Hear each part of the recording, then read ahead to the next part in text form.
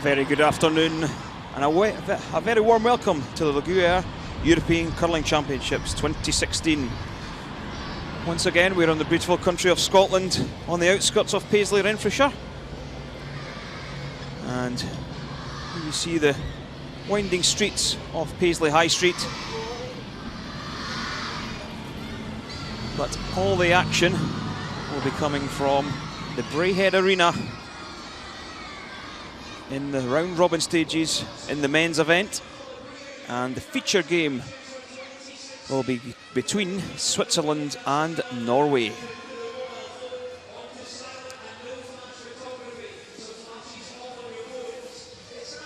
So still all to play for here in the round-robin stages. So let's have a look at the teams. It's Valentin Tanner at lead, Reto Gribi at second,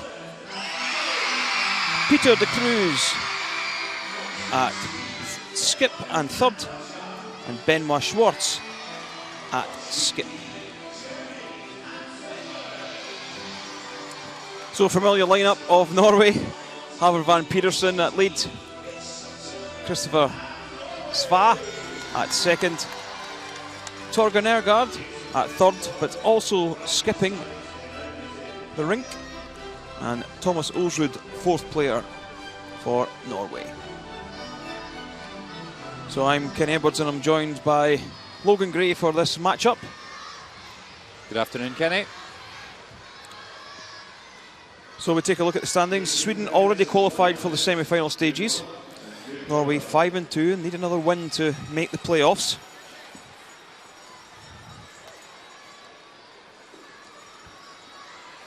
And then you see the other teams fighting for the semi-final spot. Germany, Italy and Scotland still have a chance of making it to the weekend.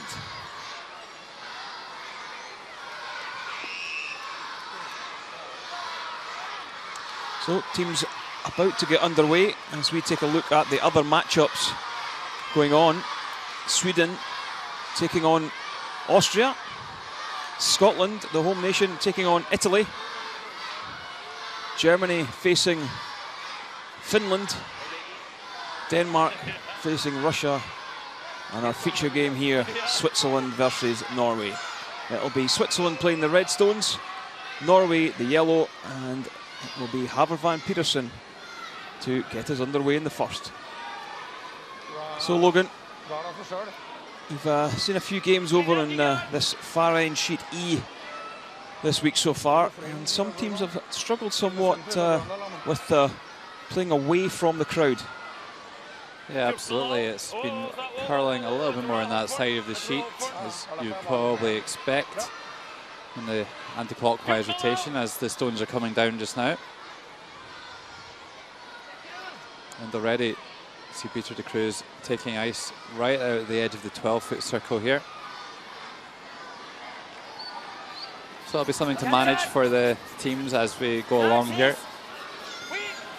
Switzerland have lost 2 of their last 3 games after going 4-0, losing out to Scotland, and then Sweden last night. They only lasted 6 ends against the reigning European champions. So they'll be looking to get back on track, and as we know, Sweden are already through on 6 wins, so both of these teams just need 1 more win, so the winner of this team will be guaranteed a place in the semi-finals.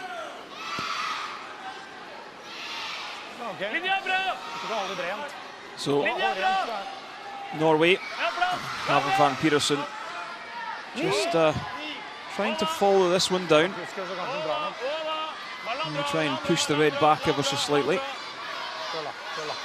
Now looking a little bit pacey at the moment. And just bounces off the short stone and out into the open, so Switzerland will be able to play a takeout on that stone.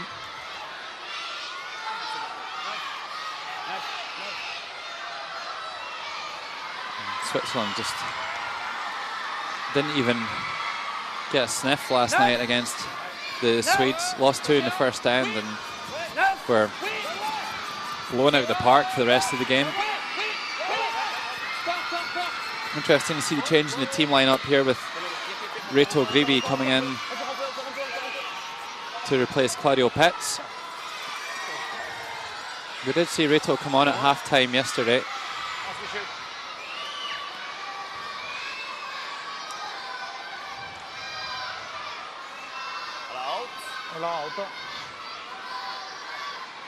Burde være litt køl den veien, ikke sant?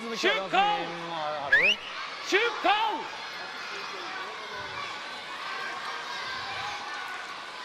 Oh, here comes Christopher Sva, the second player for Sweden. He can throw a gargantuan weight. Yeah, would you maybe like to talk us through the floral pants that the Norwegian guys wear?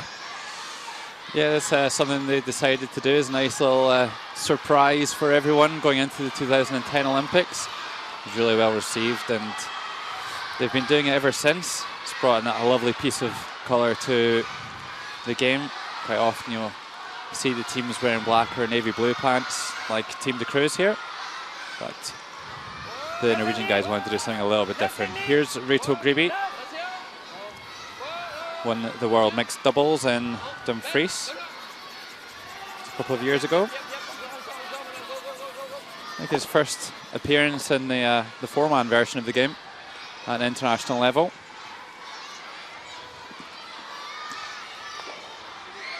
Yeah, there we see the rules of play. Round-robin stages, minimum of 6 ends, 38 minutes thinking time and 1 60-second timeout.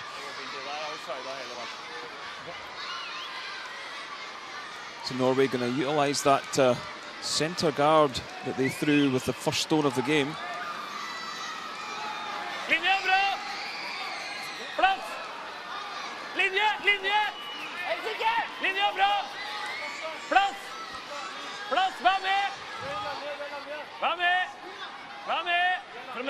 Fremdeles plass. Ikke et drag, ikke et drag, ikke et drag.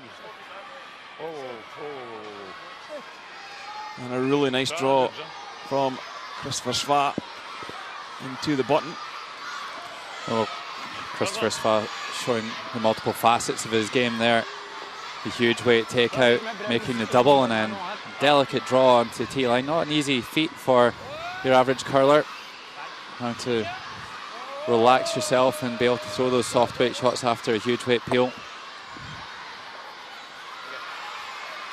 Yeah, doesn't manage to make the double with that one. So what do you think the strategy will be for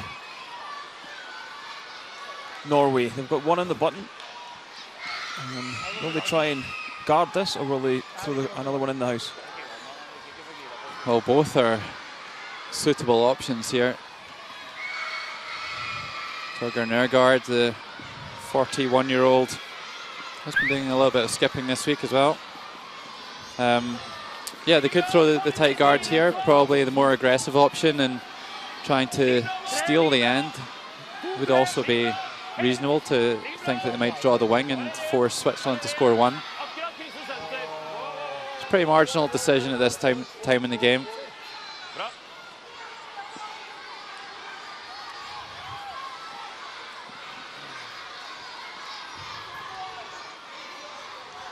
Yeah, really nice guard, fully covered.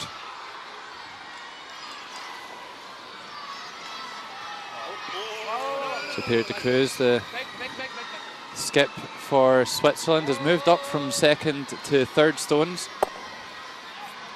Been playing really well, in around 90% average for the week, but misses the run back on that occasion. Da er vi litt usikker på spor og sånt da. Da må vi dra toeren her! Da må du hit! Vi må hit, Torgeir!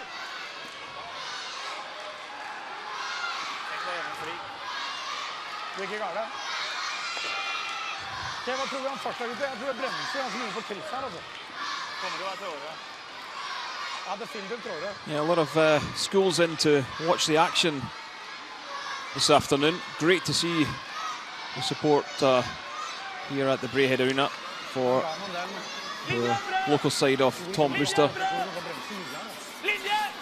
Yeah, for Scotland. Absolutely, and it poses some different circumstances for the teams out there. It makes communication all the more difficult, and also potentially a little bit harder to concentrate as well. There's so much carnage going on around about the arena here. So you'll see much more hand signals between the sweepers and the skips, rather than just the verbal communication that you would tend to see in a quieter arena.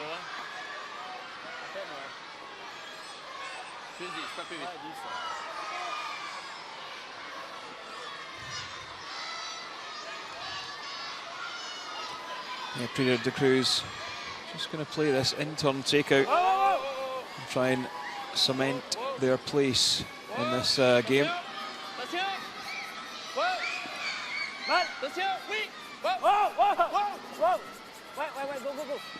Oh, great shot.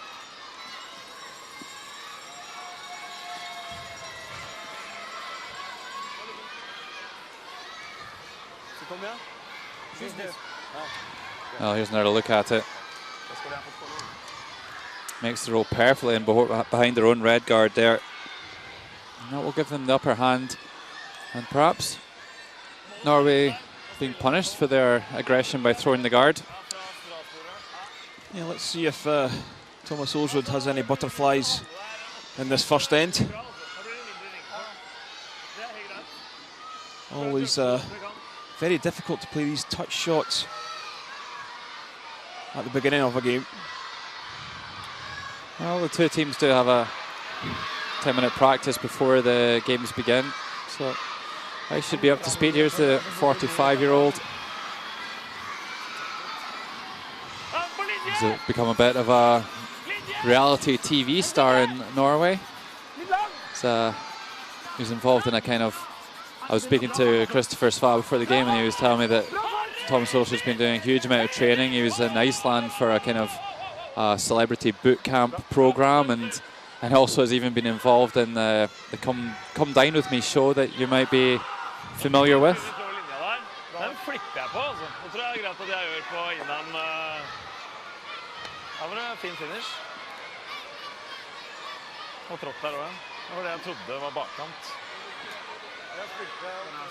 Perfect shot there by Thomas Olsrud.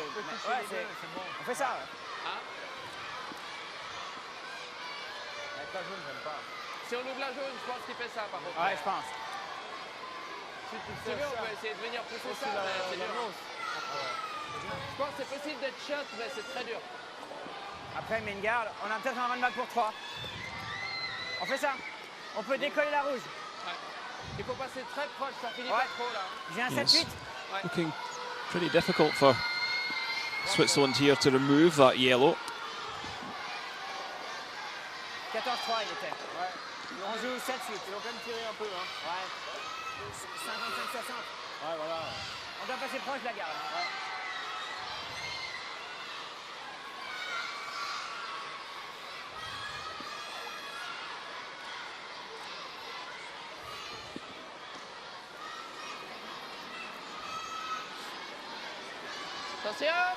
So first look at Benoit Schwartz.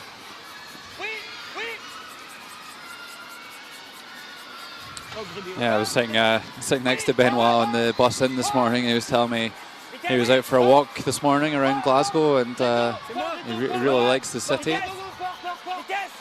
So good to see Scotland putting on a good show for our visitors.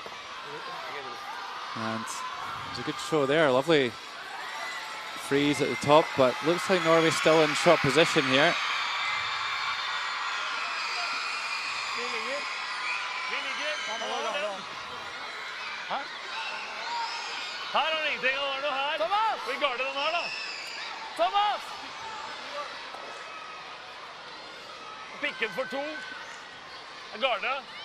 So Havon for Peterson, just making his way up the ice now. Doesn't really get involved too much in the tactical side of things. He pretty much just says, that's what we're doing, and get on with it.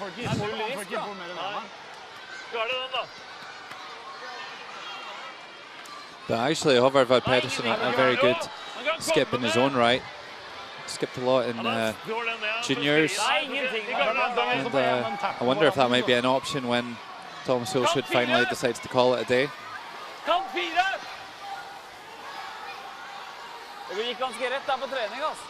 Doesn't say very much when he does though. It's usually pretty impactful.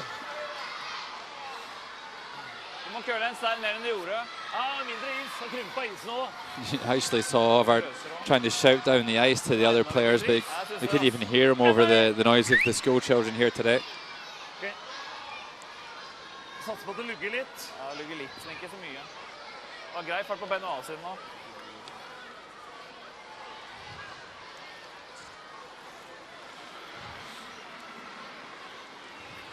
So this is Thomas Hulsrud's 14th appearance at the European Championship. Medal 10 times.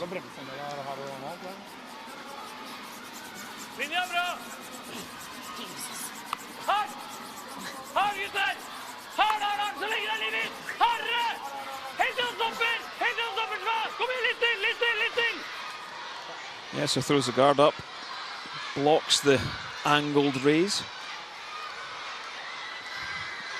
Yeah, absolutely. The red guard out front of the house there of Switzerland is the danger stone. Switzerland would have been able to run that one in to maybe even score 2. But now they will be forced to just draw for 1.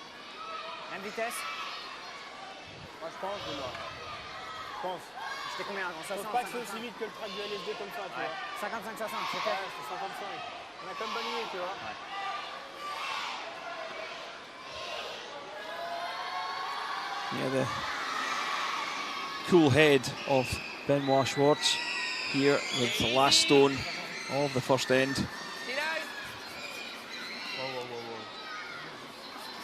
Really does like to play the draw.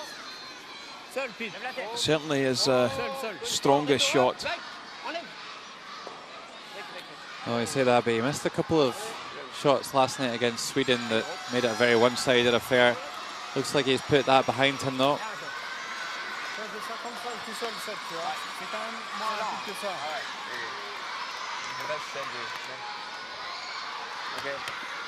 On vient dedans avec la première 5. Dans le 8 pieds. Juste 8 pieds, pas plus.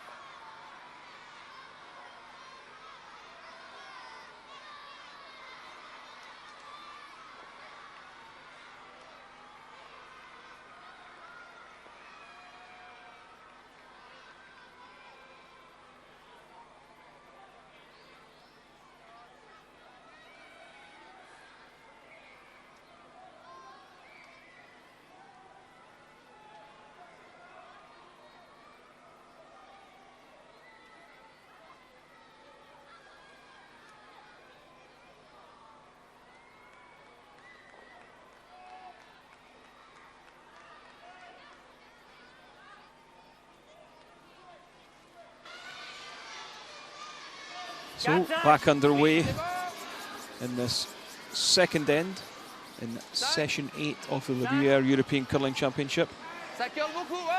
Switzerland leading Norway by 1 shot to 0.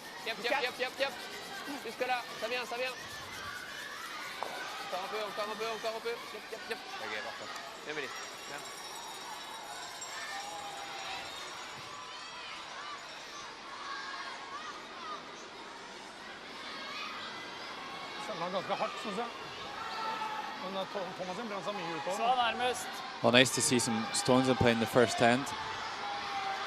I think the Norwegians probably the most aggressive team out there this week. They can almost seem a little bit casual sometimes, just throwing caution to the wind, and especially when they don't have the last stone, then there always is a danger that they'll try to make an almost unexpected freeze and not worry about giving up a big score. It can work for them and it can work against them as well.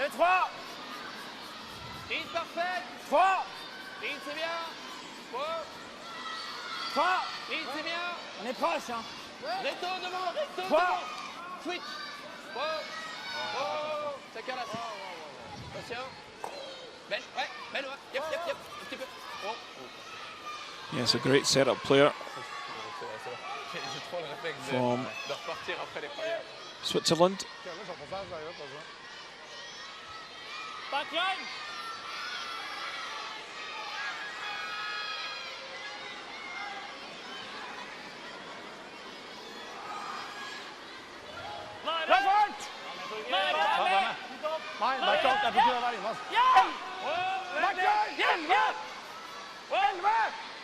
So Howard Van Peterson this time just being asked to push the red back that's sitting top 8 foot. Okay, pushes it in behind one of the corners.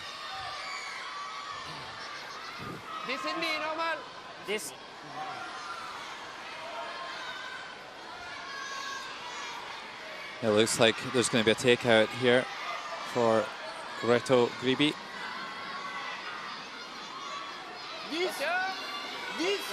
Probably have to throw a few more lines today than he will in the mixed doubles format.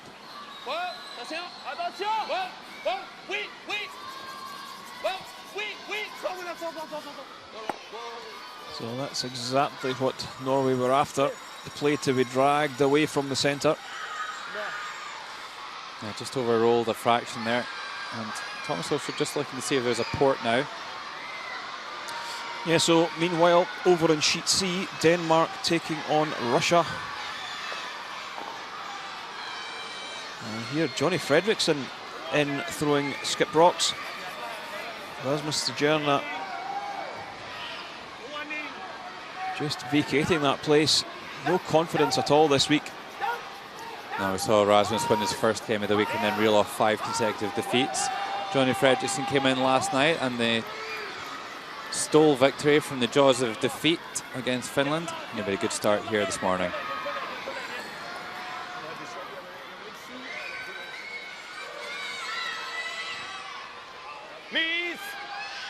Well, back in our featured game, not exactly what Norway were looking for, but works out quite nicely, really. They're trying to go between the two guards, rub them both and slid on through to make the freeze.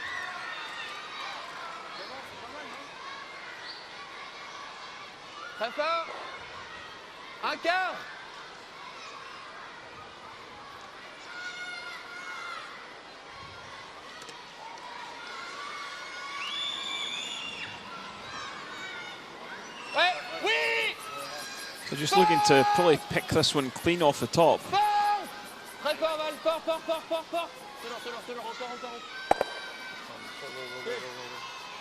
Well, does enough to clear the yellow from the house, and now Switzerland lying 3.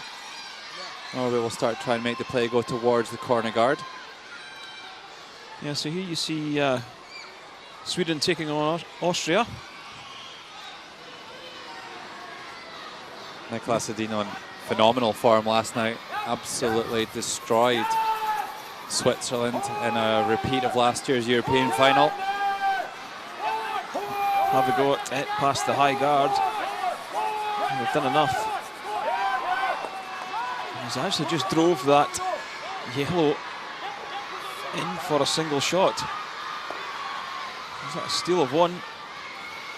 So a slight mistake from the Swede, as Austria lead that one 1-0. Austria newly promoted this year and in a really strong position to qualify for the World Championship for the first time in a long time.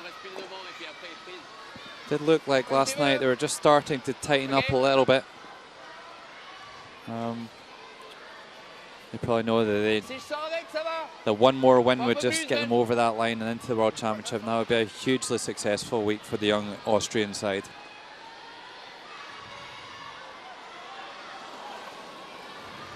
Back in our featured game, Christopher Svad doesn't manage to make the hit and roll behind the cover.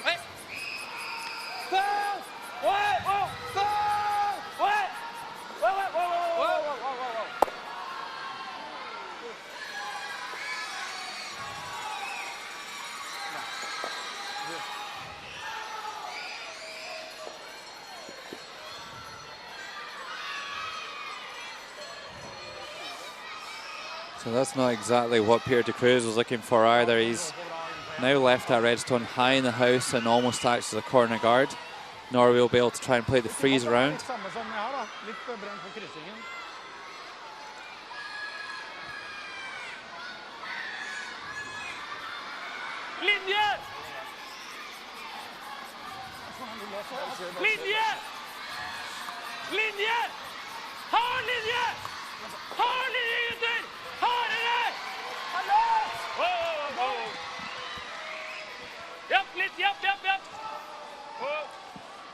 Oh, well, this is a huge misjudgment by Torgeir Nergard. Comes up a mile short. And to be honest, that's probably about 14 or 15 feet short of its intended destination. Here is Claudia Pescia, the 2002 world silver medalist.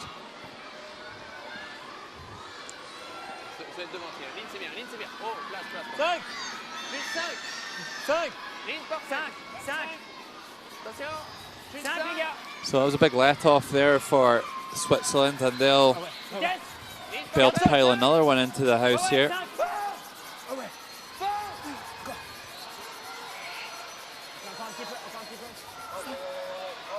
It's a really uncharacteristic miss from Torgeir Nergard, especially by that far out. Peter Moet taking some pictures, perhaps doing a bit of social media as well in his coaching role this week.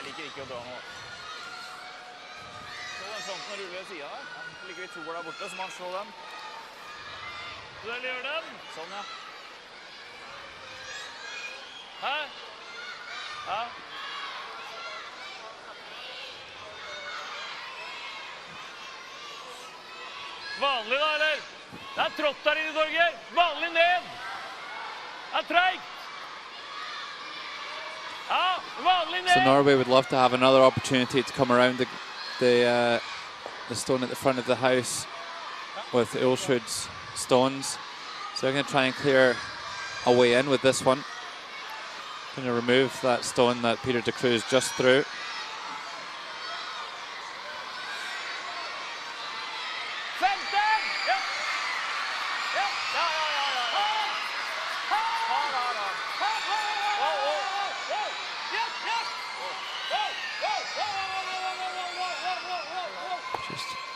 Makes contact with the red. Does it hold the yellow? Well, they really needed to keep the shooter there. Now, Switzerland will be able to put a better one in. And look of shock, really, on the face of Torgeir Nergard. Perhaps just running a little bit straighter on that side there. So not just that it's curling more away from the barrier, it's actually running straighter. And they are just getting a little bit caught out there.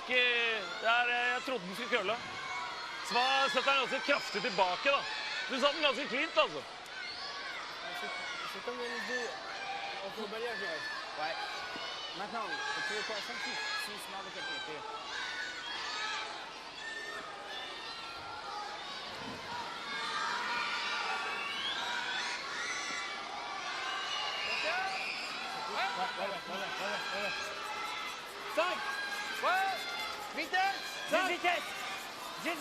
So, what was the call here, Logan? What was the thinking behind drawing this one round the guard? Well, I think first and foremost, they want to stop Norway doing it. They want to make that draw in there to prevent Norway from freezing on that stone just next to Peter de Cruz there at the back of the house. They get into a pretty good position here. They would have liked to just hide a little bit more of the red stone. So it should be a straightforward takeout. Not too sure whether they can see the inside of this one to make a roll underneath the guards. But although Switzerland lying 4 at the moment, doesn't look too dangerous from Norway. That entire right-hand side of the sheet, as you look at it, is wide open for the final stone to be drawn down.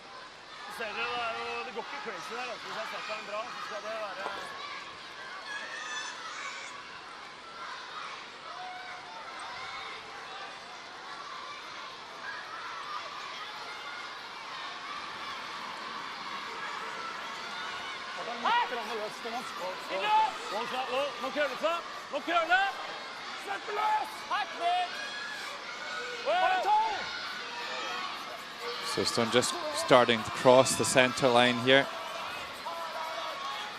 And sneaks by the guard. And actually does get to the inside. Nice shot there by Thomas Ulsrud. However, just a short raise here for Benoit Schwartz. See Peter de Cruz just indicating he wants to hit the side of that red onto the yellow. It's the easiest way to get it out there. Hva hadde du på dragfarten da? Det var, du hadde 14 omtrent? So they're just going to hit this on the highway. Egentlig se hvordan det går der da. Jeg tror det køler mye. Bare se vi kan koste på oss der. Yeah, I can see most of that red. Don't want to catch the yellow guard though.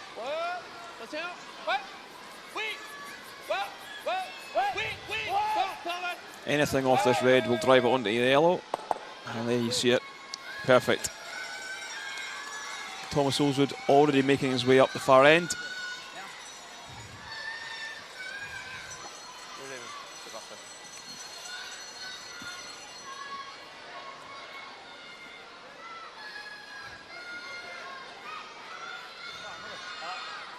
Litt mer. Du spilte på alle innskytingene før han.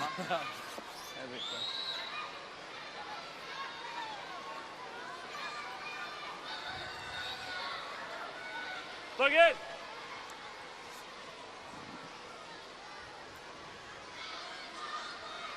Picture of concentration there.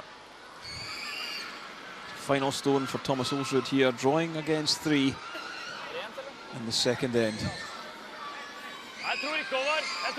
Only needs to be fully 8 foot. Super's taking a step back off this one.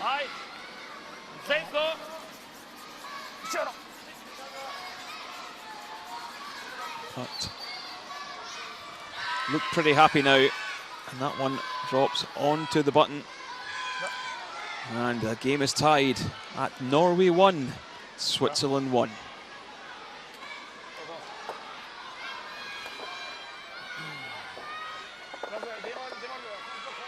Just a few short years ago, Las Vegas first emerged on the world's curling radar. Today, it's the world's curling hotbed, with 2 Continental Cups already in the attendance record books, a 3rd one ready to rock this coming January, and the biggest one of all, the World Men's Championship, coming in 2018. For complete details, visit LasVegasCurling.rocks. You gotta be there. Las Vegas rocks.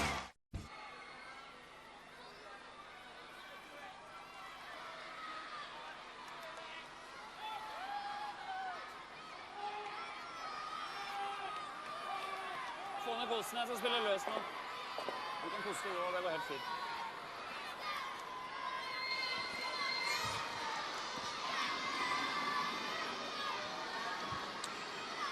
Here we see the hog line. And Haber Van Petersen for Norway. Just throwing the yellow stones.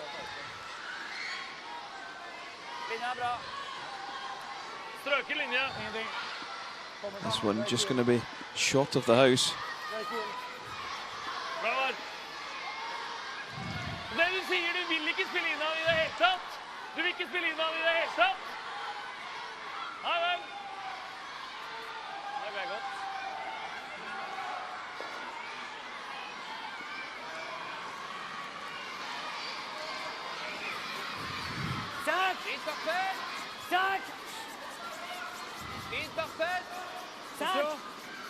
There's been a few mistakes so far here in this session.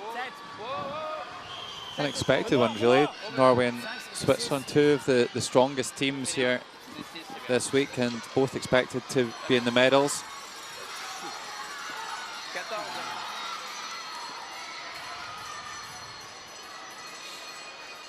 So just a hack weight called here for Håvard Vad Pedersen, and then a change of mind. Goes for the freeze.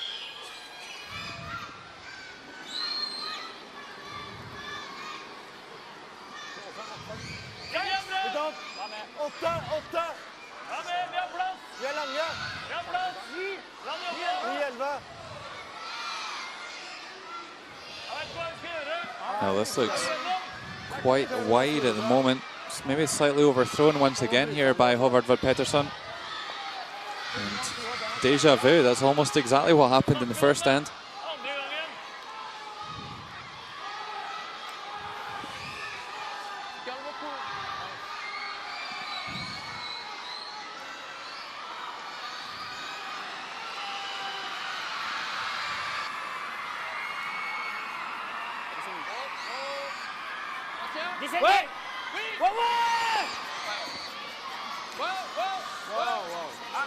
Yes, got to say, Switzerland have started the sharper in this game. What do Norway need to do to get something going here, Logan? Well, you know, it was pretty even in the first end.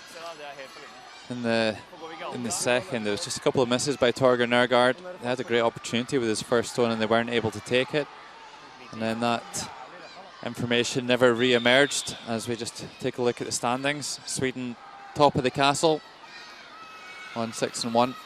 Norway and Switzerland with a win can join them in the semi-finals. And really interesting for the rest of the field as to who will be relegated to the B division, who will go to the World Championship, and maybe even some of these teams on 3 and 4 can still sneak their way into the semi-final as well. So back in our featured game, Christopher Svart just misses the double, hits and rolls out, and Switzerland with a chance to split the rings here. Big mistake there from Norway. That was a relatively easy double.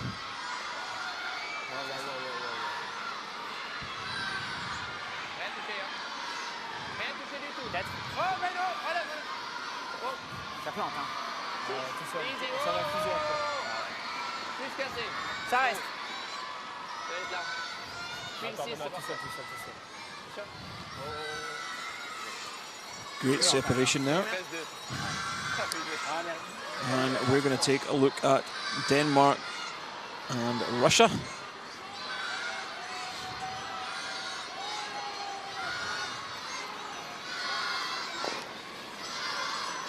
Russia looking to try and draw for one. Johnny Fredriksson in at skip for Denmark. Throws the one right in on top of the button. How was this one looking?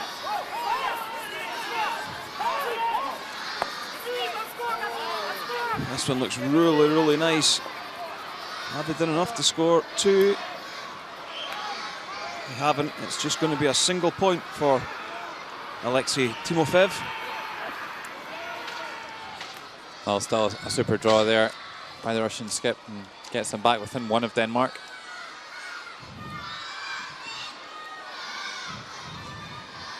Well, back in our featured sheet. Switzerland having quite an easy job of containing Norway at the moment.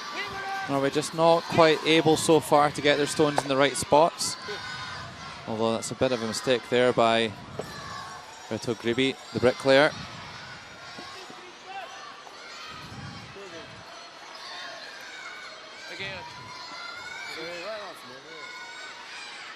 Yeah, would have liked that one with a bit of separation between the two reds.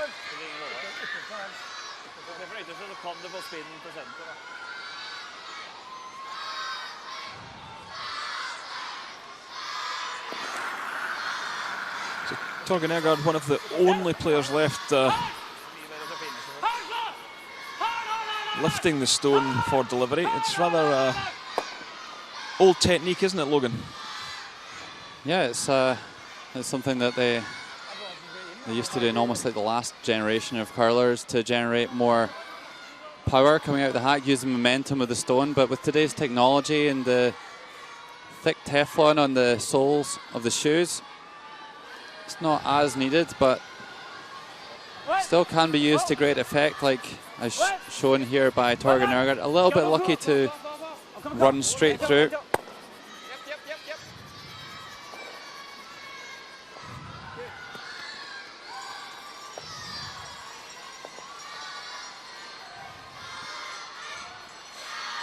Well, Switzerland tried to peel the centre guard there and did leave one around, but Norway don't look that interested in utilising it. They're going to just draw one into the centre of the house.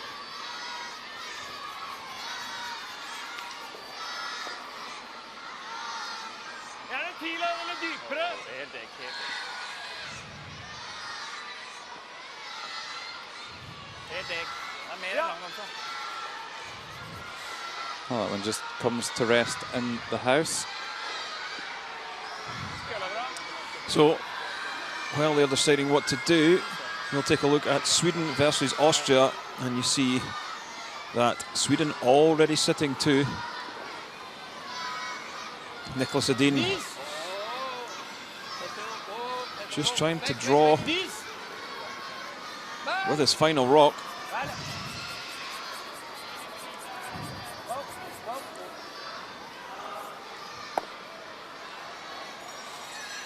Actually sitting 3 already, so it's going to be a score of 4 and a 4-1 lead after 2 ends. Yeah, the Swedish train keeps on rolling. Only dropped 1 game this week, now it's to Scotland. Switzerland and Norway, the other 2 teams to have lost to Scotland, but they only find themselves at 3 wins and 4 losses, with some unexpected losses along the way. This third end looking like we're shaping up for a blank. Norway choosing to draw away from the guards and try and retain the last stone for the 4th end.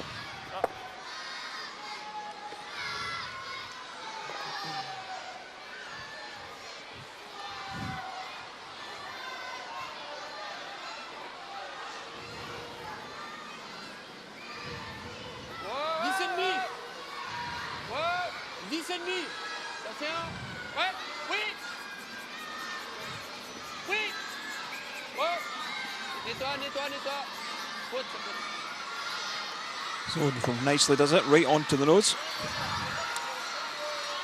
You see Germany taking on Finland.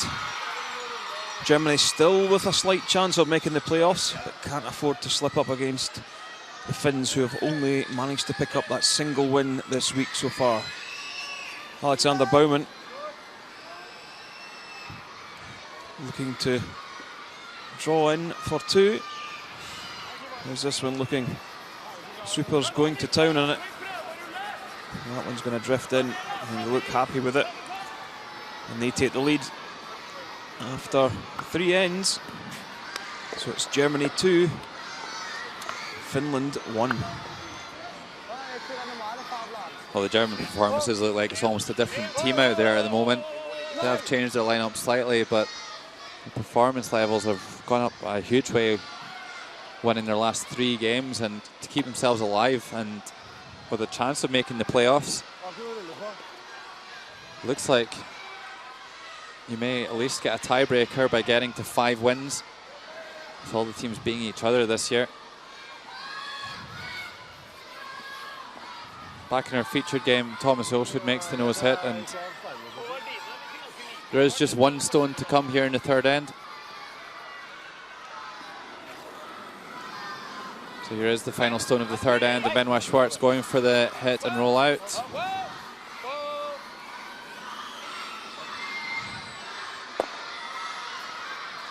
Nicely done. Yeah, nicely done. So the score remains at 1-1 after 3 ends.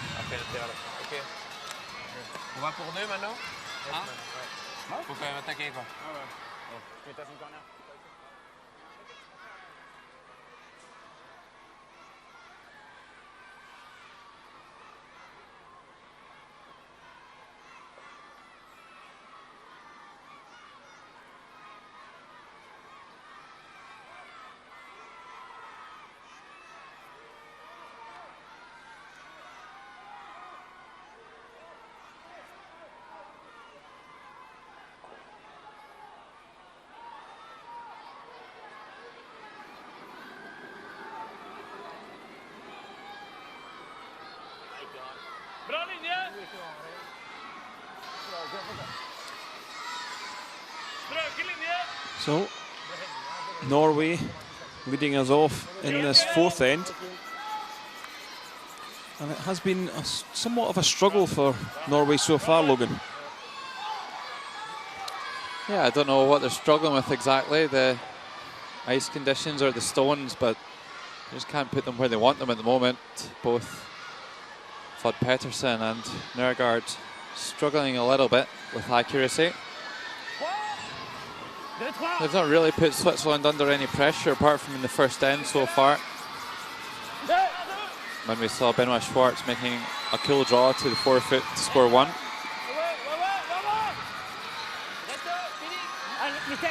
This is the first really kind of aggressive call we've seen from either team. The corner guard goes up.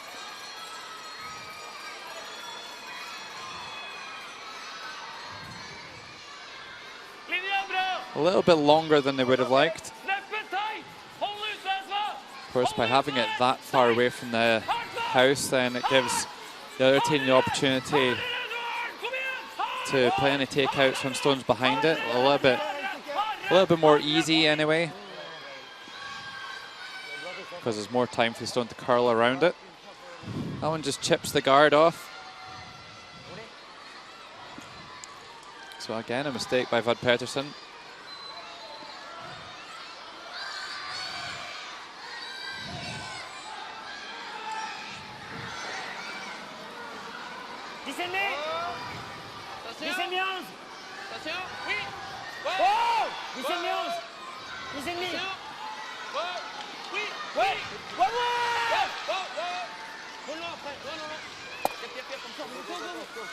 Nice hit and roll. Gets in behind the corner.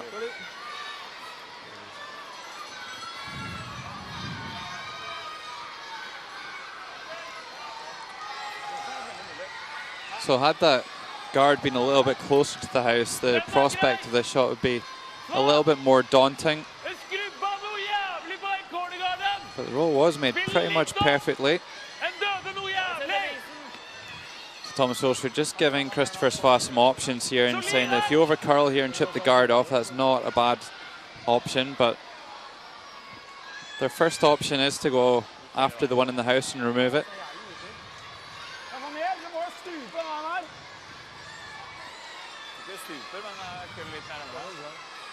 Well, the pointing motion there was to get the brush moved.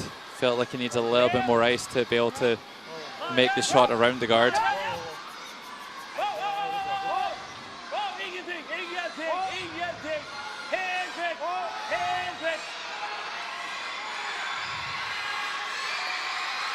Well, that's the one thing that you can't do here. Especially when the first discussion was make sure you hit the guard, and then second, Christopher Sva asked for more ice and then missed on the wide side. That's just the cardinal sin there. So super opportunity now for Switzerland to split the rings. Reto Grebe only played a couple of ends so far this week. He's playing 75%.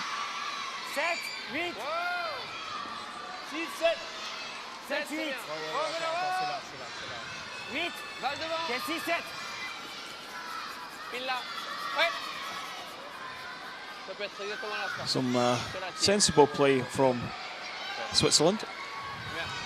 Just splitting the house, but well, they get on with their game. Denmark ahead of Russia. Johnny Fredriksson trying to play the tap back for a multiple score.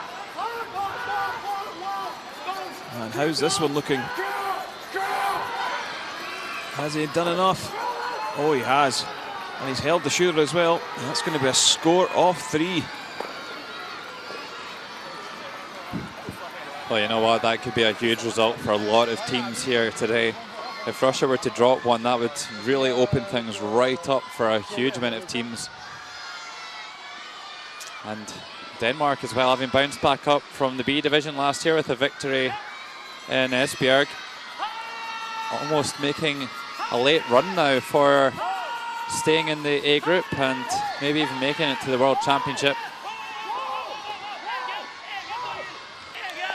Well, this is an end to forget for Christopher Sva. Over curls and chips the guard. That's what he was supposed to do the first time. And he's actually rolled over and left a guard on the red on the other side. So Norway in some hot water here in the fourth end.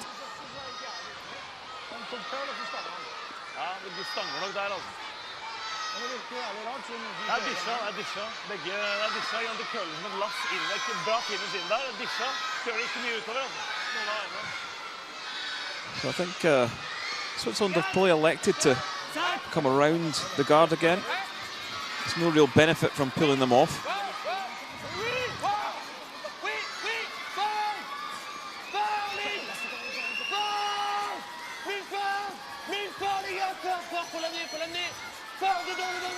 Great sweep, but hardly did enough to get into the scoring area.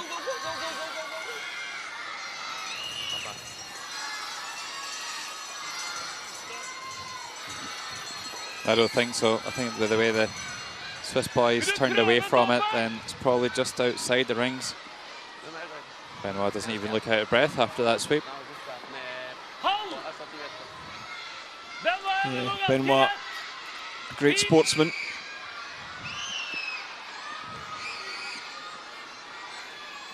Very good skier and enjoys spending time in the gym.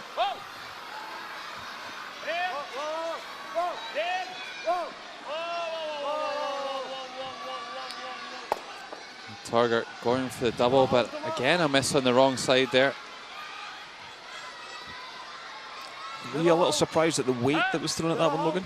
Well, I think they were going for the crosshouse double. I'm more surprised at the fact that they hit it too thin here rather than too thick.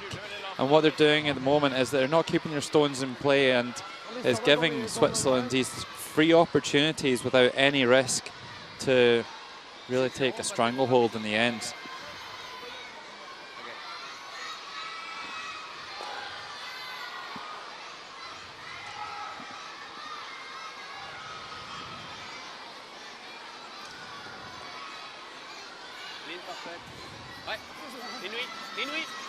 Pierre de Cruz, 90%.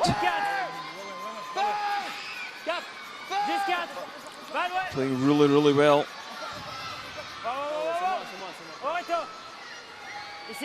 Yeah, so much so the team have decided to promote him up the team from second to third position.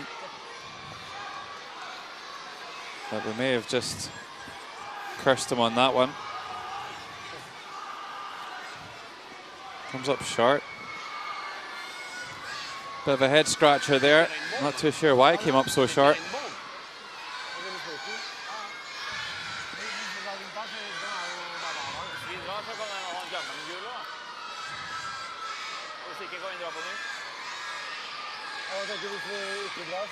Thomas thinking, just swing one around, force Switzerland to go after it.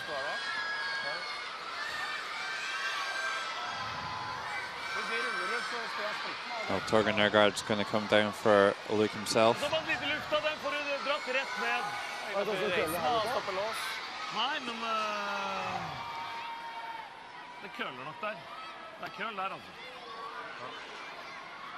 Jeg tenker det øyeblikket vi lar han splitte inn han.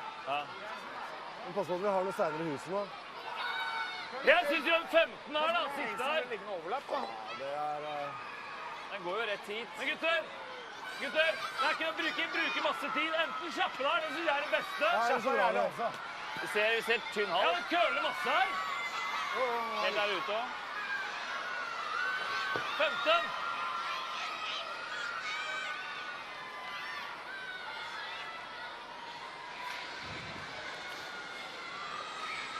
Well, I think they may have decided to play a takeout on the wing here. Quite a defensive call, but I think with the two guards in the centre line being so close together, then it's difficult to put the draw in a good position.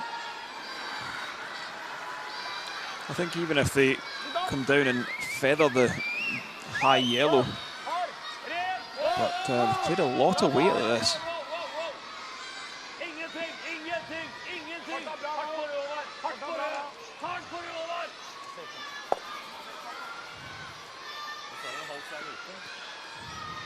I don't think Torger's made a full shot yet in this game.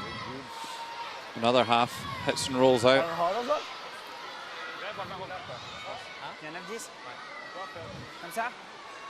A lot of communication in the Norwegian team at the moment, just trying to suss this all out so they can make some of these future shots, because at the moment it's just not happening. They look extremely out of sorts.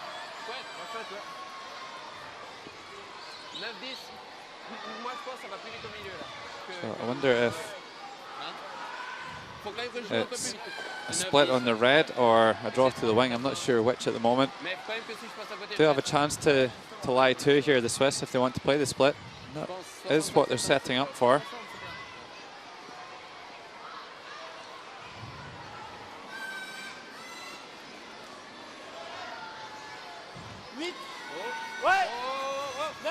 Yeah, a better one required from Peter de Cruz.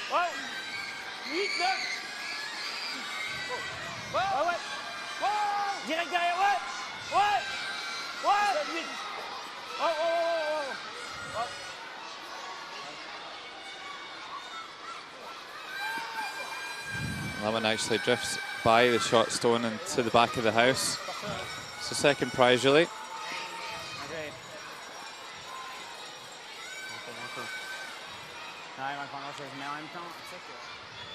Køller opp. Da kølla du over I starten, Thomas. Ja, for litt mer da. So look at those stats there. 94%, 92 for Ulsrud, but look at the middle order down in the 50s. That's pretty much unheard of from these Norwegian boys. Clearly having some issues out there, and that's the main reason that Switzerland are so on top of this game right now. Hvis dere må gå, så litt svak for alle ute. Vi må aldri køle for mye. Nei, vet du, det fortere å køle for mye her.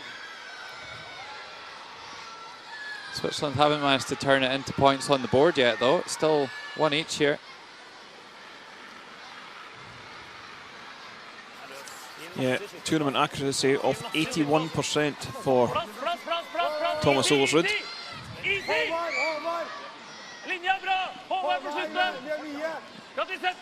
You'd expect that a little higher. You'd expect them not to have dropped as many games as they have. That one just not curling.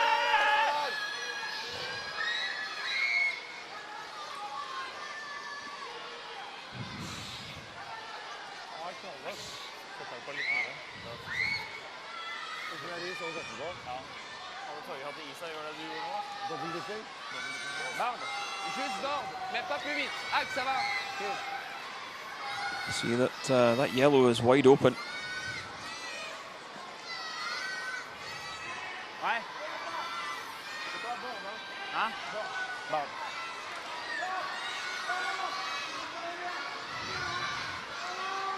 80% for the tournament for Benoit. This is one of the kind of situations I was speaking about earlier about Norway, and that they decided to not try and play the freeze there. Just ignored everything and went for a draw around the centre. That's a tactic they tend to use, sometimes to good effect and sometimes not so. This one comes down onto the nose, and Switzerland do a good job of pushing it through past that back stone. So here we have Scotland leading Italy. And Italian skip Joe Retornaz has a tap back for, which looks like 2, possible 3. Scotland still in the second end, and this game very much loser goes home. Can't afford to slip to 5 losses. Oh, and catches the guard, and it's going to be a steal for Scotland. They lead 2-0 after 3 ends.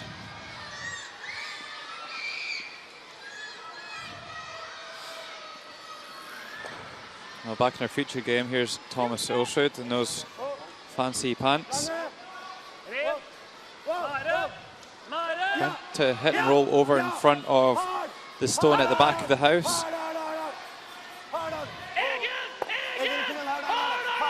And how does this one look? Have they found the cover?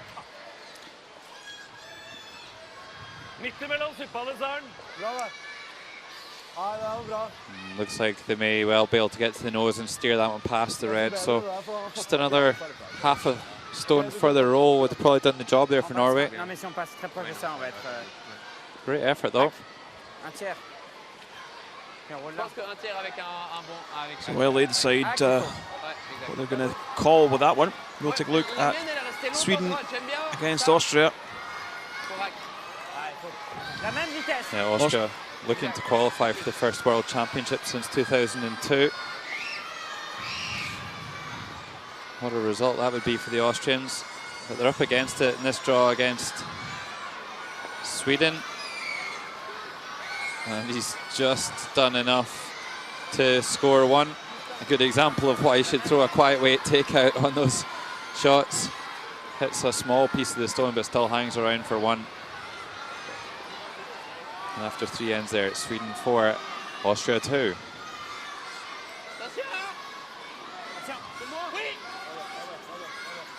So back in our featured game, here's the final stone of the 4th end, Benoit Schwartz. Chance to score 2. Looks like they might be trying to chip it across the top. It doesn't quite do enough though. And opportunity missed from Switzerland. Rather dejected look there on Benoit's face. Grebe trying to hold this one straight to push the yellow over the top. Just didn't do enough.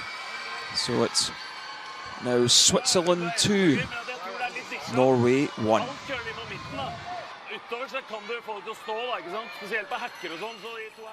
Just a few short years ago, Las Vegas first emerged on the world's curling radar. Today, it's the world's curling hotbed, with 2 Continental Cups already in the attendance record books, a 3rd one ready to rock this coming January, and the biggest one of all, the World Men's Championship, coming in 2018. For complete details, visit LasVegasCurling.rocks. You gotta be there. Las Vegas rocks.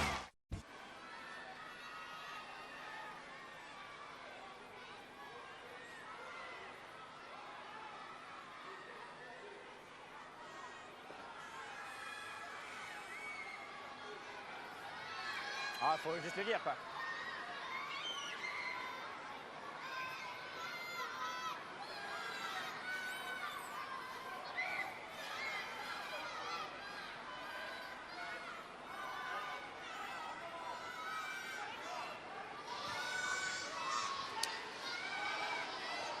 Fifth end here at the Gruyère European Curling Championships from the Braehead Arena on the outskirts of Glasgow. I'm Ken Edwards and I'm joined by Logan Gray for this round robin game in the men's section. Well, I think Kenny, Switzerland will be quite disappointed to be only 1 shot ahead without the hammer here in the 5th end. Haven't been able to maximise the mistakes from Norway.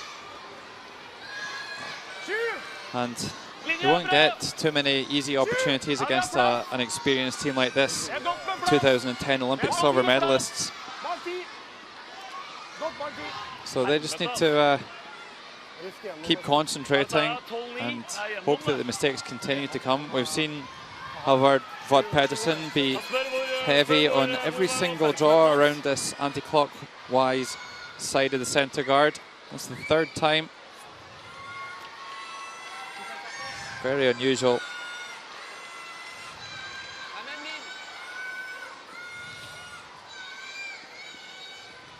Of course, the winner of this game will qualify for the semi-finals, so lots to play for here.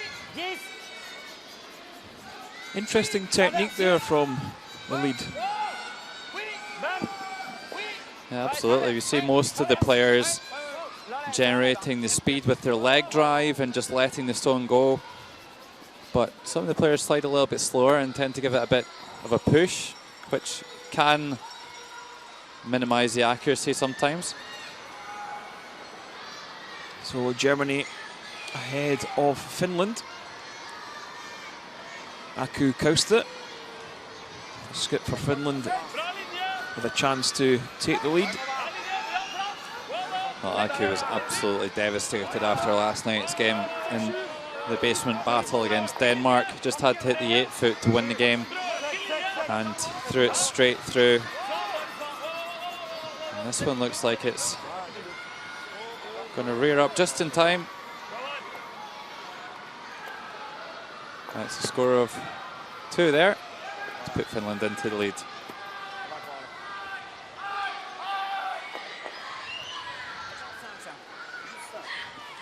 Tu joues... C'est quoi le LSD, non? Ouais, ouais, LSD, exact.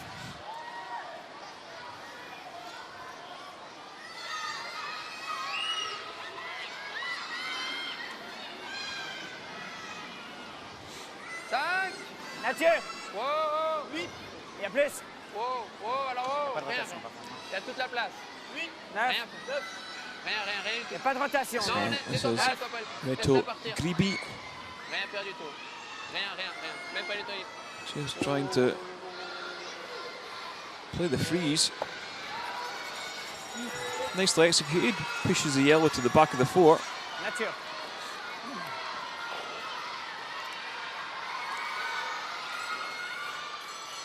Helt på innsida! Jeg synes det virker ganske glatt der, da. Ja, var det. Well, this is the freeze that we've seen Ovard Pedersen miss a few times. Let's see if Christopher Sva can make the correction. So there you see Sweden ahead of Austria.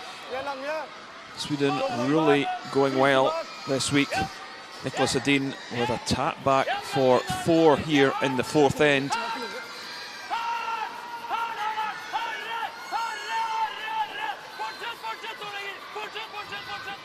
Let's see what skip Nicholas Edin can do with his final rock.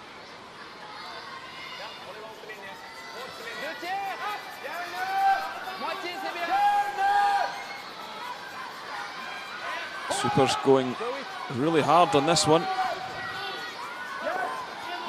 Already setting 2. Oh, have they done enough? This looks absolutely perfect. Oh, they do. And that's going to be a score of 4. And an 8-2 lead after only 4 ends. Well, back in our featured game, Christopher Sva again missing the freeze on that anti-clockwise handle, and now Switzerland getting in there to potentially even lie 2. Well, here comes the clearing king, self-professed, going for the run back, and pinches that one off the top of the forefoot. Nice shot there.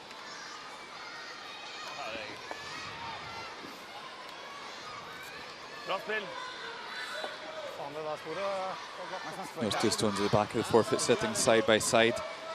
Create quite a nice pocket for Switzerland. If they can draw one in line with the crotch, it'll be quite difficult to remove.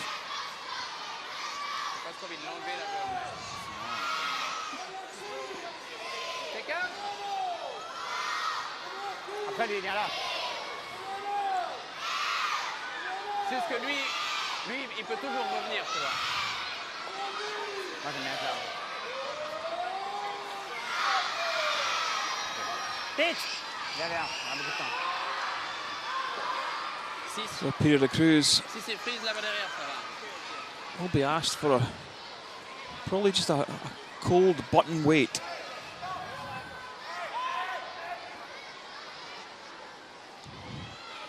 Don't want to push any of the backing away out of the forefoot. Ouais, ligne Elle a un problème celle-là. Vitesse! And he doesn't look too happy with this for some reason. Encore. Wow. Overcurled, crashed the guard. Moi, je crois que c'est cette Big merde. mistake from Moi, the je pense que c'est ça qui a un Swiss problème, third. c'est tellement là. Moi, je crois que c'est celle-là Well, qui you tire expect the énormément. teams to get stronger as the week goes on, and Ouais, je sais. the opposite seems to be happening for the Swiss and Norwegian side. Ouais, ça a tiré tout de suite. Enfin, j'aurais procuré de ça, quoi. Abusé, ouais. Et j'étais positif au La plus. ligne n'était pas bonne. Always lots of analysis trying to work out what just happened so that we can make sure it doesn't happen again.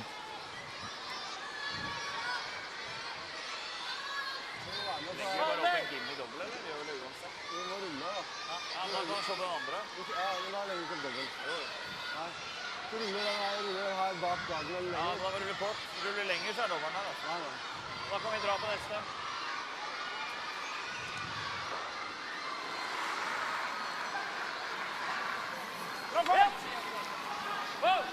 So Torga electing to play the takeout. Now they're just trying to make the scoring area that little bit bigger here at the moment. Hits it right on the nose. The two Yellowstones still in an okay position there. Not the easiest of double takeouts, although they are very close together. You see Switzerland electing to play the hit and roll instead.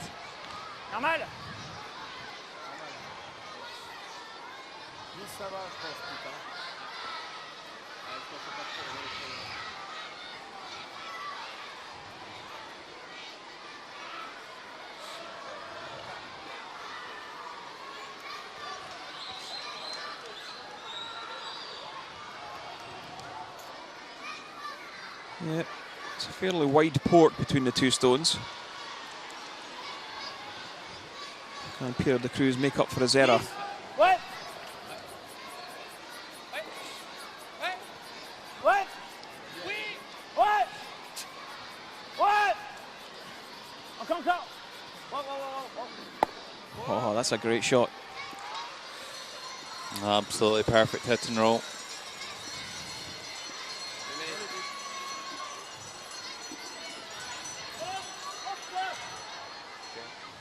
Here's another look at it. Conti and Tanner are in the brush. Nicely judged all round by the Swiss team. Not the easiest one to remove that, although it could be if they wanted. Norway still try and generate a multiple score here in the fifth end though.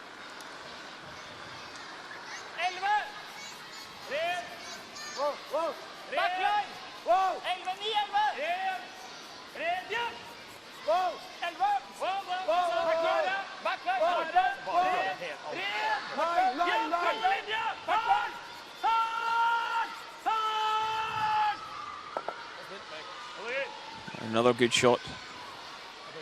Oh, it was almost a great shot there, Kenny. If they just managed to hold that an inch higher and angle the red stone away from the back yellow, then it would have been even better. May still be a chance for them for the Swiss to get rid of both of those yellow stones. Just a reminder, Switzerland are the red stones and Norway the yellows. Looks like Norway might be shot stone, but it's pretty close.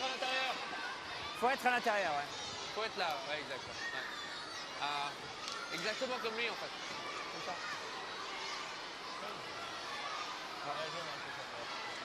8, 9. Un petit tap. Tout petit peu. Non, 8. Faut être sur l'intérieur de la paire. Faut pas trop curler. Ouais. Sinon, il blast, bien sûr. Donc, il arrive, il verra pas grand-chose, mais... 60. 55, 60.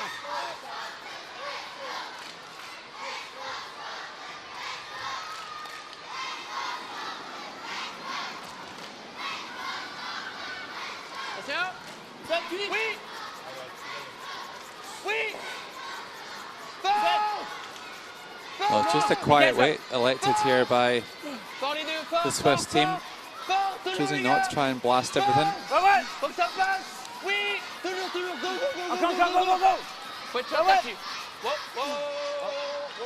Oh, this one's just over curled a fraction. So maybe a chance here for Norway to spring a couple of these reds if they wanted to. The problem here for Norway at the moment is that the scoring area is so small. As we get another look at the Swiss sweeping.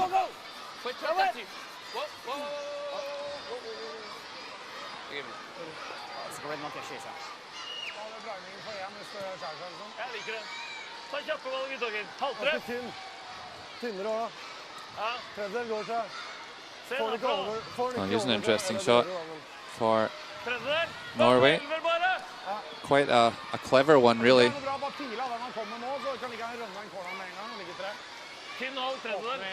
So, you know, this could be a real end changer. If they could ever half that onto the red just played by Benoit, then there may be quite a big score on the cards. But worst case, they're opening up the right-hand side of the sheet so that they can draw another one in there to score two. Very clever call here. by Thomas Ulsrud.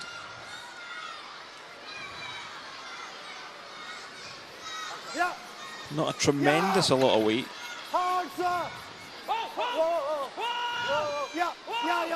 Must be close. Oh, how do you like that? Perfect.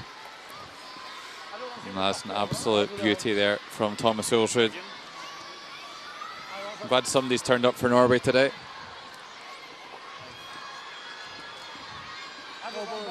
Yeah, he looks pretty happy with that one. Catches it perfect.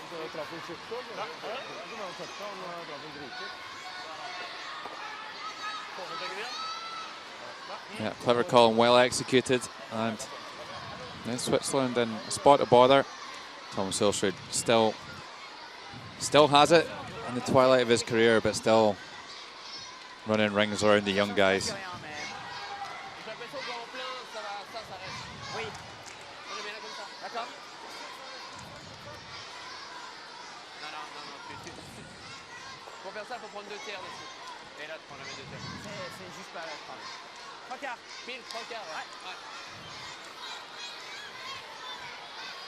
So I think Switzerland have elected to drive the red that's just short of the house back onto the two yellows. Catch it on the nose. That would remove both the yellows and you'd maybe sit 2, possibly 3. Difficult shot this. Yeah, not too much option here, but we have seen that the stones are quite lively in the house, so maybe a chance to get them both going. Oh, what a shot here by Benoit Schwartz. Super play.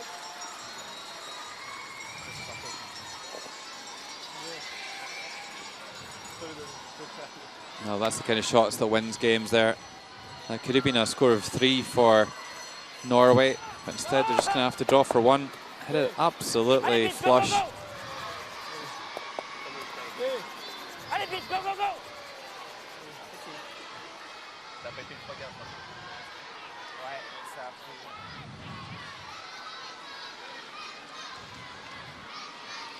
The final stone of the 5th end for Thomas Ulsrud, electing to take the 1 here in 5. Is that a surprise to you? I maybe had the option to play a double and roll out to keep the last stone, but I think given the standard of play by the Norwegian team in the first half, I think they'll be quite happy to get in at half-time with a tied game. Absolutely not operating at their usual high standards today. So at the break, it's Switzerland 2, Norway 2.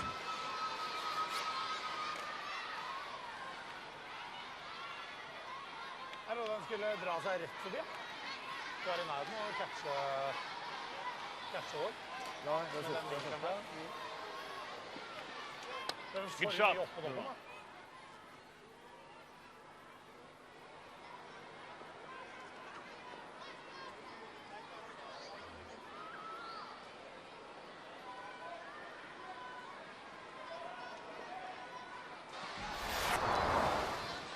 First end, and it is Norway sitting 1 in the 4-foot. Swiss skip Benoit Schwartz needing to be on the button, and that's exactly where he dropped it for the single point and the lead.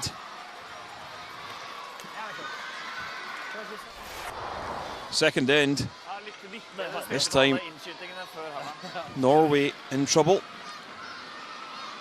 Thomas Ulsrud just needing to be fully 8-foot for the single and to tie the game. Onto the tee line, this one came.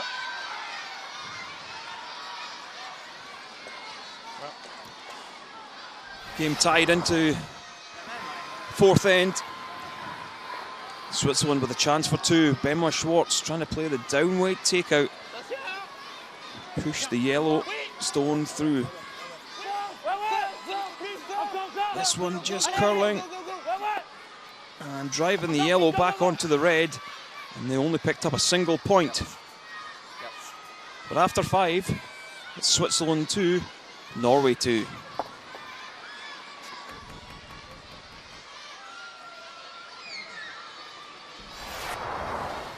Sweden versus Austria. Sweden 8-2 up after 4 ends.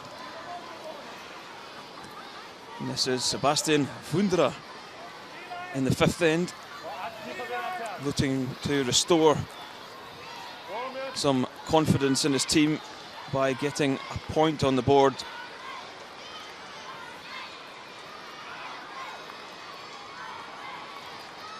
And this one will sit down in the house, and they now trail Sweden 8 shots to 3. But elsewhere, Scotland leading Italy 2-1. Denmark 5-4 up over Russia. And Germany all square against Finland 3-3.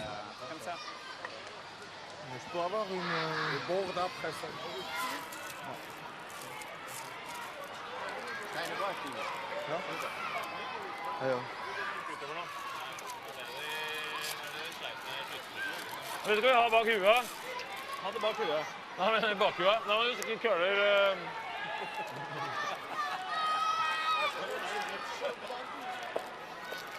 Du har noe bak huet. Men jeg har lyst til å tenke det fremover da, hvis det det som blir...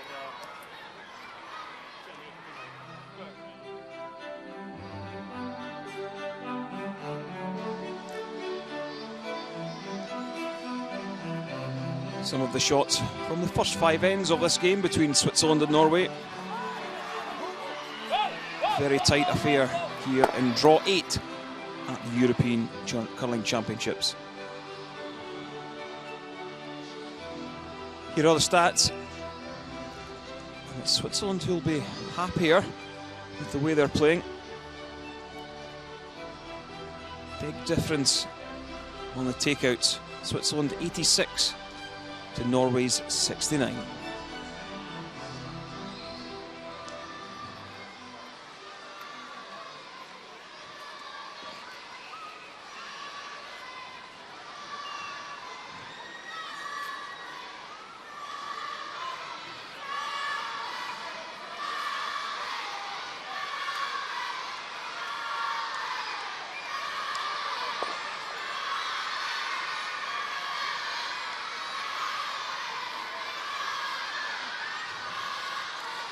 So all square after 5 here at the Gruyère European Curling Championships 2016 from the Braehead Arena. I'm Kenny Edwards and I'm joined by Logan Gray. So Logan, what do Norway need to do in this second half of the game? They'll obviously have spent some time with their coach, Peter Moe. What would he have said to them to try and encourage them to lift their game somewhat? Well, I think the main thing they need to do, first of all, is start making some shots. It's Thomas Ulstrud that's really keeping them alive right now. And I'm sure they've been really trying to knuckle down into the nitty-gritty detail about what's going wrong out there at the moment. Is it the ice conditions they're struggling with? Is it communication because of all the noise in the arena this afternoon? Or is it the stones? And they need to get the formula right and start making some more shots, because one thing's for sure is that Switzerland aren't going to keep letting them off the hook, and Thomas Ulstrud isn't going to be able to keep playing the wild shots that he's playing at the moment to keep them alive. However, Vad Pedersen says playing 91%. We've seen a few misses from Håvard in the first half. Yeah, I think the percentages are a little misleading, let's say.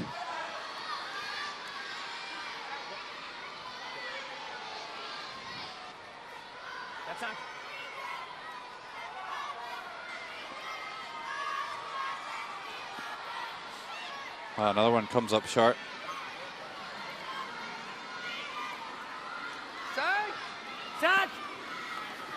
Valentin Tanner playing a perfect game so far. 5, 6. Rien, c'est là. C'est bien. Benoît, non. Fini. Ouais. Allez, gars. Fort, fort, fort, fort. Fini, fini. Fini, fini. Go, go, go. Fort, reto, reto, reto. So this Go, go, go, go. stone coming back towards the home end, curling away from the barrier. Big finish. Would have liked to see it just travel another foot, so Norway can play a takeout on that stone and try and roll the play towards the corner guard.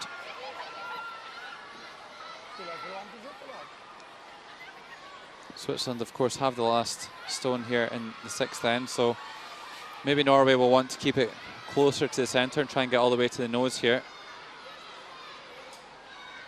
Sva having a pretty shocking first half, only 60% of shots made. Very low for the Norwegian second. Yeah, we're so used to seeing him playing really, really well and pretty much dominating his opposing player.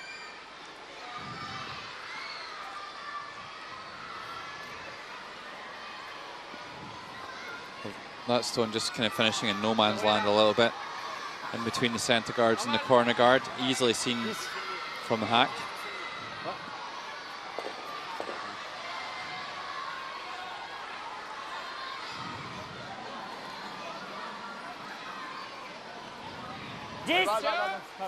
Ouais. 10. Ouais. 10. Ouais. Attention. T'as fait le 10. Man. Ouais, ouais, balle, balle. Oh, nicely done. Hits and checks underneath the two centre guards. Kan ikke dra dit! Nei! Torgeir! Vi kan ikke dra dit! Der under han! Nice shot there by Reto Gribi, and Switzerland have been slightly more clinical, but it hasn't translated into shots on the scoreboard, as you can see at the back of the house there. 2 each after 5 ends, only single point scored.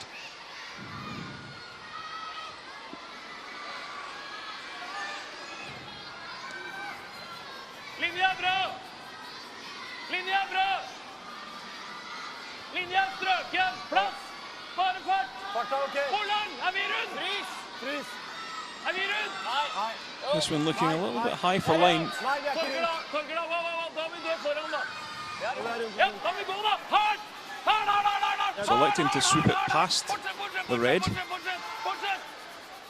Well, it didn't really move as much as we've seen.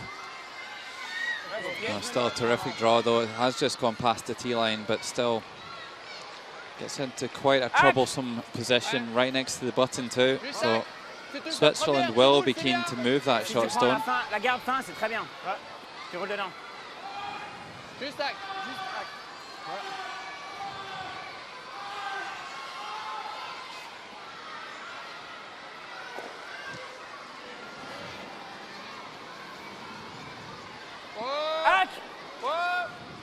Attention. Ouais. Wow. Bien, c'est plus. Attention. Well, the Super's saying it's maybe a little bit heavy. Bueno, ouais. Go. Fort. Go. He just chips it. But here we see Sheet B, Scotland leading Italy. Scotland's Tom Brewster needing a piece of the button against 3. Stuck a run back with his first. How's this one looking?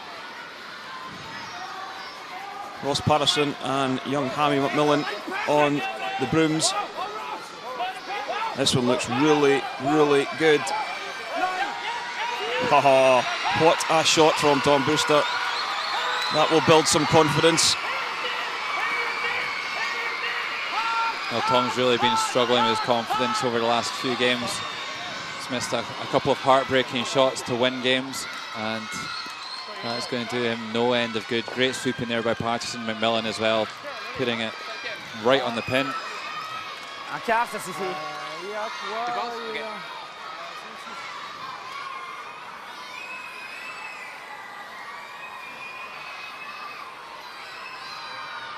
Essayez de faire les deux là. But back with our feature game, it's Pierre de Cruz, only 65%.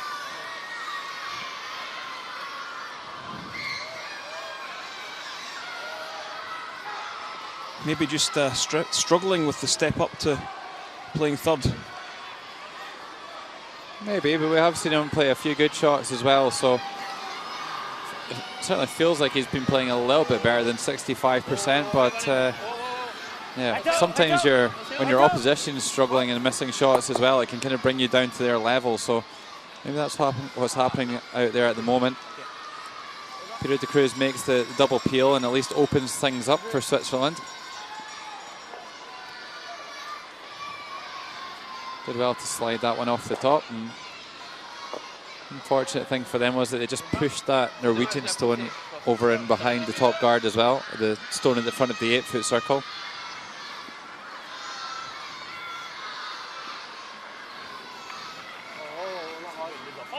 Torgeir Nergard playing a pretty miserable 64%.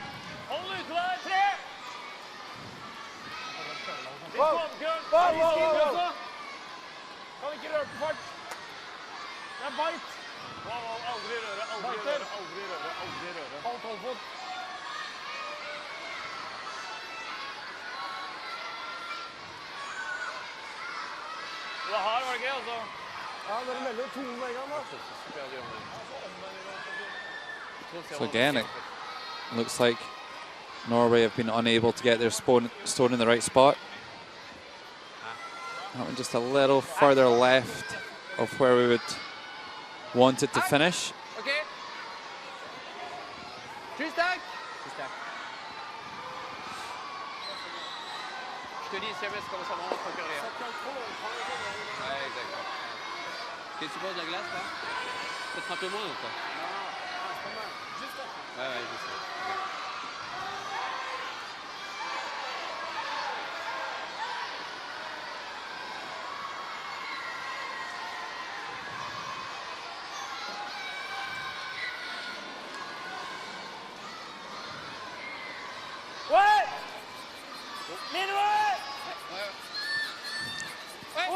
So just looking to possibly tap this red up. This one's looking pretty good. Catches the yellow guard. Doesn't manage to roll in for second or third, but sits fourth shot. Oh.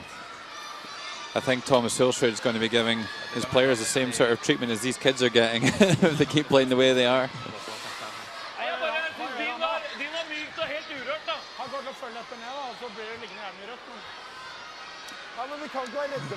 I expect you'll have been in the receiving end of a few of them, Logan. No comment.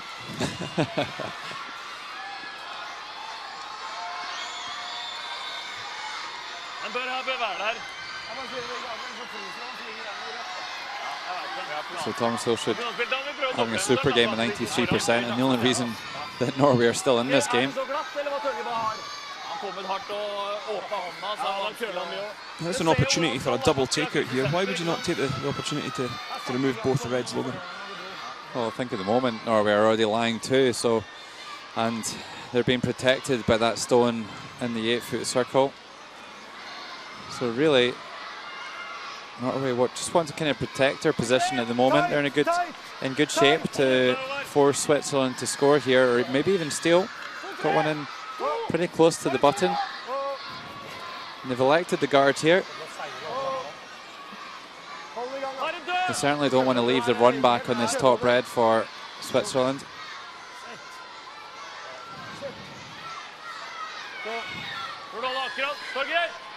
Into a pretty good spot once again.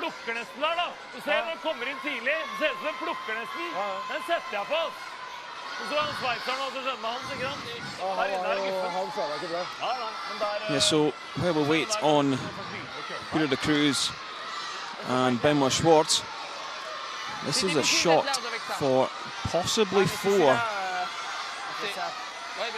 Denmark were leading 5-1. Russia clawing their way back into 5-4.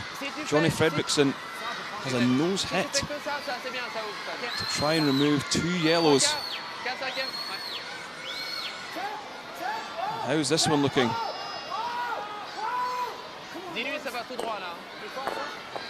And he stuck it on the nose. And is it another steal for Russia?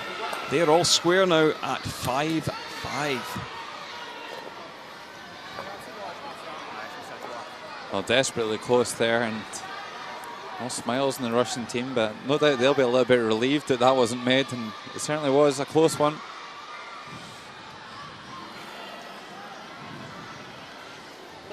Benoit Schwartz having a good game as well. 93. Big shot here. Oh, just hits that one on the wrong side of nose. And now Norway with a chance to really crank the heat up. Oh, I think Switzerland could be in a world of pain.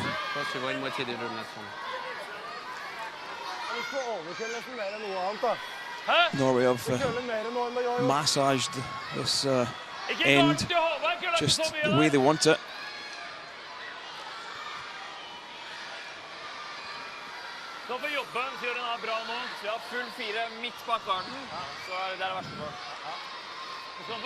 Definitely better here in the sixth end from Norway. Starting to string a couple of shots together, and look at the difference. They're really in strong shape here in the sixth end. But Tom Stolsrud still needs to finish the job off with a good stone.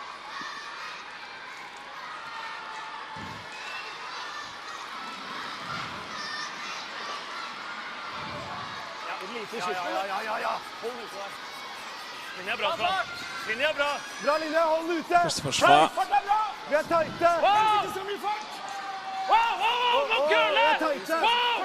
What you would class as the power sweeper closest to the stone, Logan, is that correct?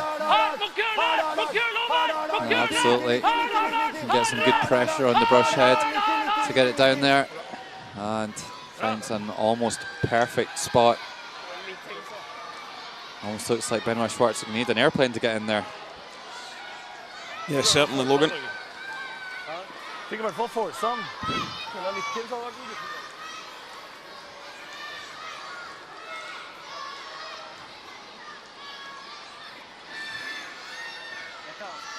Just looking to fly one right down in between the two red stones into that 1 foot area.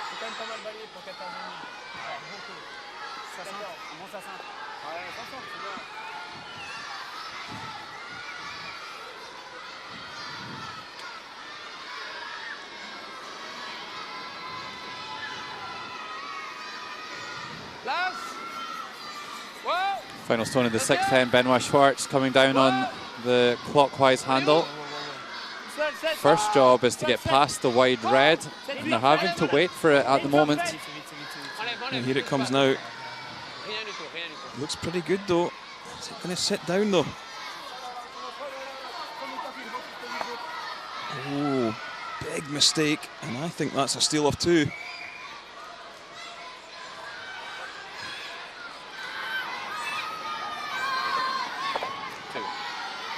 Yep, there you see it. Peter de Cruz acknowledges to Torgen Ergaard that it is a score of 2. So now Norway leads Switzerland 4-2.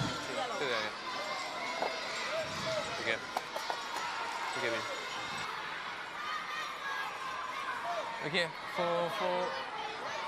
faut rester proche au score, je pense que c'est plus important. Hein?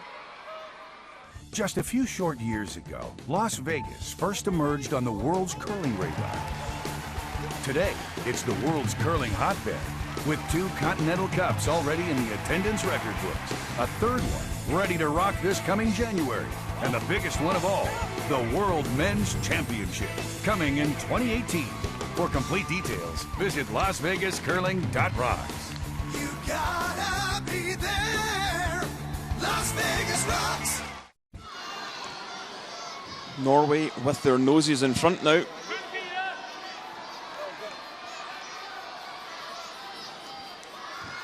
Just one good end has put them ahead.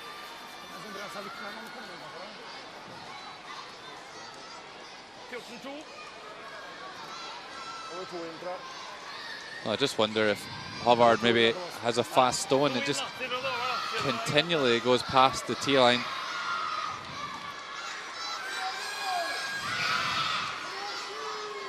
But we just saw the difference when Norway can string some shots together. And although Switzerland not doing anything particularly badly, I don't think they're really doing anything that perfectly either. So that's why they've not really been able to make the most of the mistakes from Norway. They've very much kept them in the game, and they were punished for it in the sixth end. It was a really good final draw by Thomas Schulschud to really put some pressure on Benoit Schwartz. Meanwhile, sixth end, here's Niklas Edin throwing his final stone. Already leading by 8 shots to 3 with a score of 4 in the second and the fourth end. And they do manage to spill that yellow out of the forfeit, a score of 2. And it's 2 6-end games in a row for Sweden. Final score there, Sweden 10, Austria 3. So I may be wrong, but I think that'll be Sweden guaranteed top spot in the playoffs. Of course, going back to the semi-final system as opposed to the page this year. And the first place team will play against the fourth place team, and the second place team will play against the third place team in the semis. So Logan, do you know why the change happened? Well, the short answer is no. But of course we are. We do know that there is the semi-finals at the Olympics, and that's the real pinnacle of the sport. And generally, you will see that most things come in line with the Olympics. From a media perspective, it's definitely welcome in that it's easier to understand for the fans at home and the broadcasters, and there's not so much uncertainty as to who's going to be playing when, even when you get to the end of the round robin. So I think it has been a welcome change. I said to Alison the other day, I preferred the page playoff as a player, but as somebody on the other side of the glass, probably prefer the semi-final system. What's your position, Kenny? Yeah, I think I'm with you.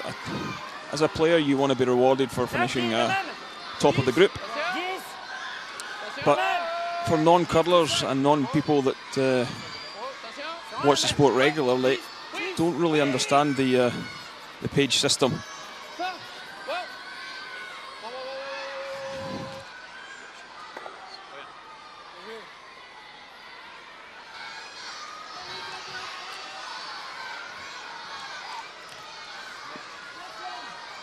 So you see that red just sitting on top of the yellow on the centre line.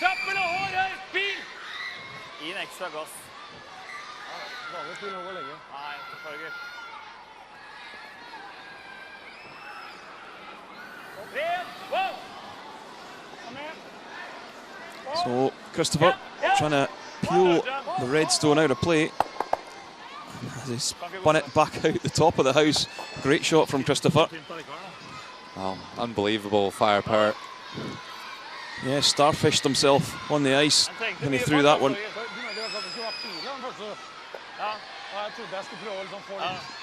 Yeah, look at that one, almost going out the front of the house. Always takes 2 stones for that to be possible to happen. Spins back up past the tee line, always makes the sweeping a little bit awkward.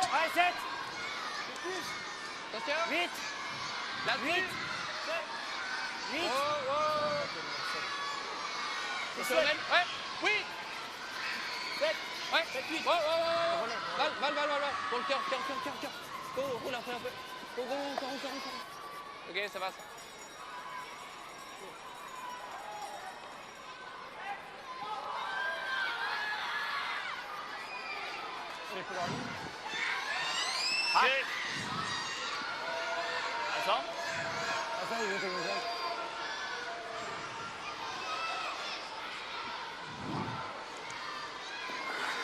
So Torgo with the unorthodox delivery. Looking to peel the guard. Off it goes as we take a look at Joel Retornaz for Italy. A chance to possibly pick up 2 if we can make the nose hit on that red in behind the corner guard and tie the game up. Well, Tom standing at the back with his hands on his hips.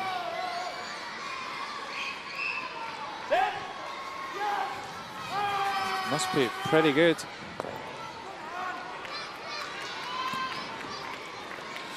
Super shot there by Joao Retornaz. That's going to be a score of 2.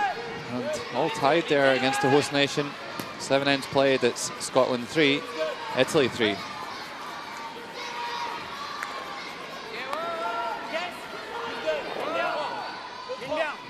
Wow, rien, wow. Ici quand même. Oval. Juste là. Oval, non, non, non, non, non. Wow.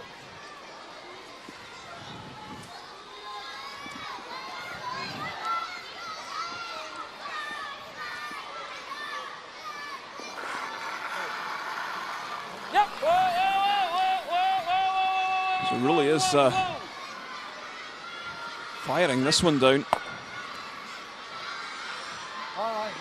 Yeah, Norway still lying short here in the 7th end. I think ideally they'll want to force Switzerland to score here. Just the 1 preferably.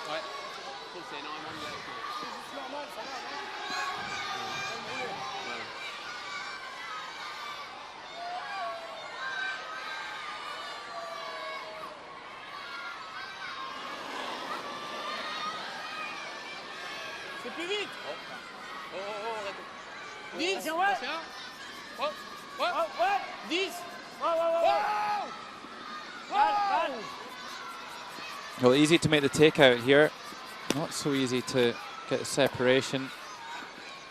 And for that reason, they've hit and rolled out, trying too hard to get the roll and not keeping the shooter. So it looks like this 7th end will now be blanked.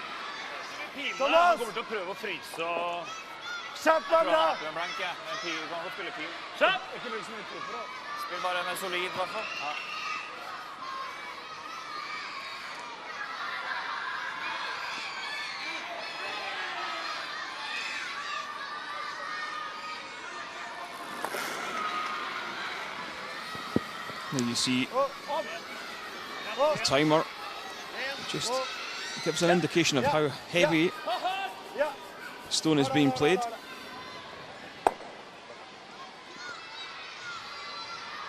Yeah, they'll just be measuring between the hog lines. That was Torger Nørgaard's stop clock in the house. Just getting an idea of how fast the stone's going down the ice.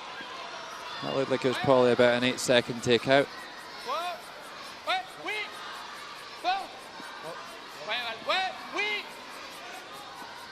We've seen the Swedish boys throwing between 5 and 6 seconds. Absolute rockets going down the ice.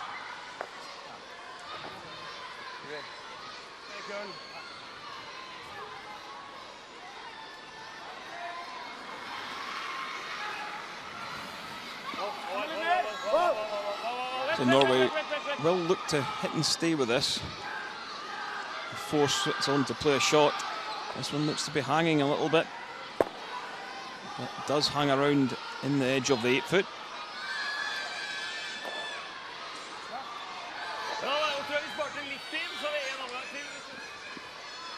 Yeah, both teams keen to save a little bit of time here as well. There's not too much thinking required, so don't want to use any time for it.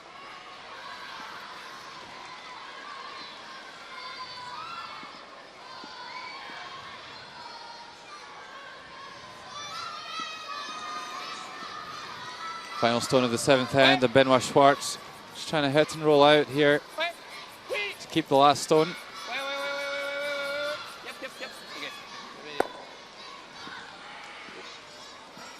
That's exactly what he does, and they still trail by 2. It's Norway 4, Switzerland 2.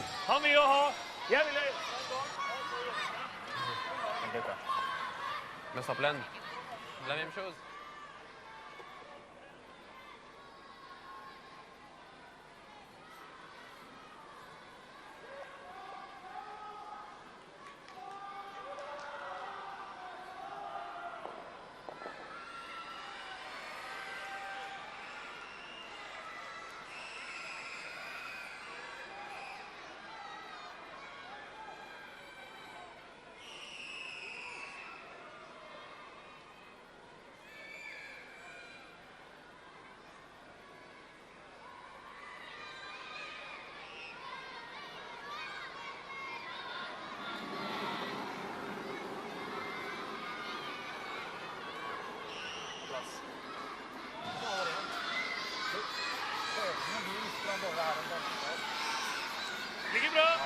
Norway leading this game here at the European Curling Championships in Braehead.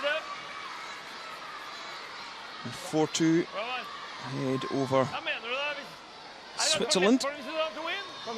And this is the penultimate round-robin game.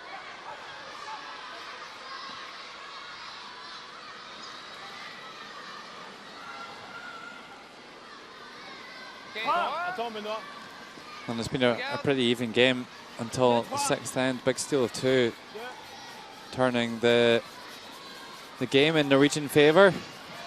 Leading by 4 shots to 2 here. 7th end was blanked. And I think we'll see an extremely aggressive 8th end here from the Swiss. I think they know they'll probably need to score here to have a chance.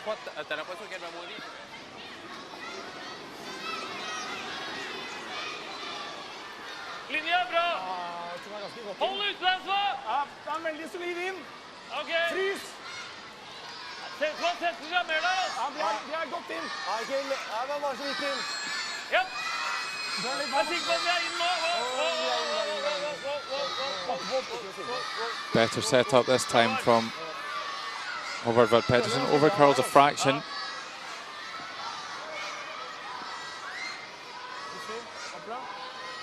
Juste là, pousser la jeune derrière. Neuf. 9-10, ça.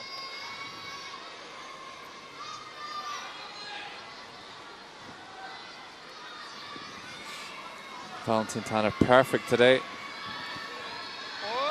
9. 8-9. Attention. 8. Ouais. Oui. Ça pousse peu, hein. Oui. Ouais.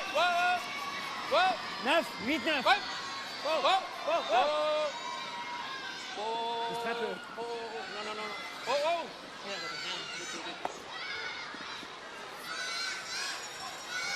So said Switzerland were going to be aggressive here. They're just starting to tap things around a little bit and not remove the opposition stones. That red stone just played by Tanner in a useful spot. Not too much messing around here from Christopher Svart. Just going to peel the guard off.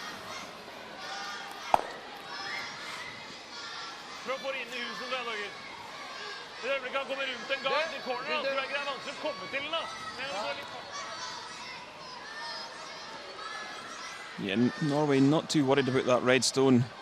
It's sitting in the 8 foot as we look at the comparisons at second. Okay, juste 2. 2. To be just slightly out shooting Juste là. Christopher Svart. 2. Yeah, he's acquitted himself quite well Il faut 2 les gars, il faut 2. this afternoon, coming in for his first full game of the week. Saw him play a couple of ends last night against Sweden. Okay.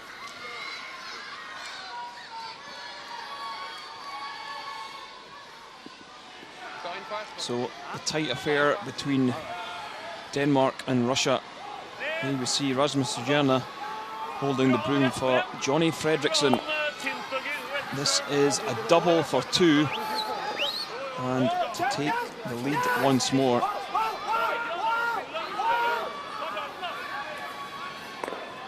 And just hits it a little bit too thin, and it was another steal for Russia. They now lead 6-5 after being 5-1 down. Well, I wonder if they should have just been a little bit less aggressive with that shot and stop the rot, make sure you get one, hit it on the nose. Spin out of play, and it's going to be 5 unanswered points for Russia in the last 4 ends.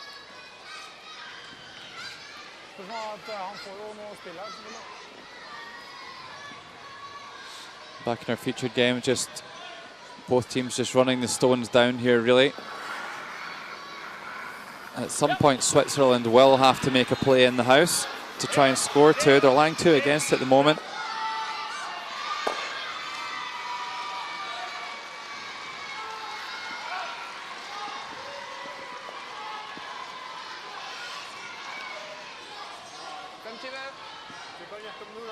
I think given the struggles that Norway have had with their stone placement, they'll be quite happy to be just throwing peels at the moment.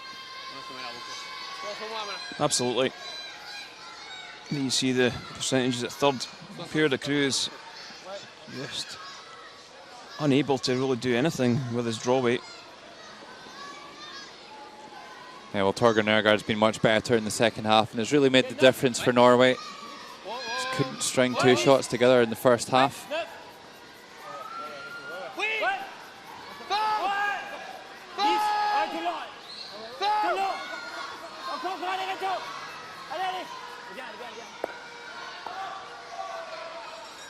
A good shot there by Peter de Cruz, but could well be a double.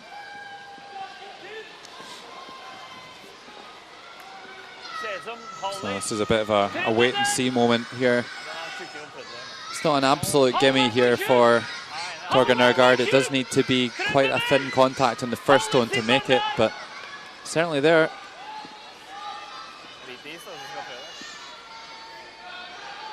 So Germany taking on Finland.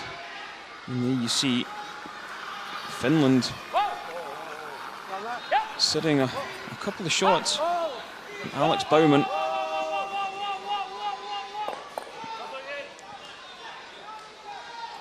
trying to draw. This one looks way, way heavy and needs to catch something.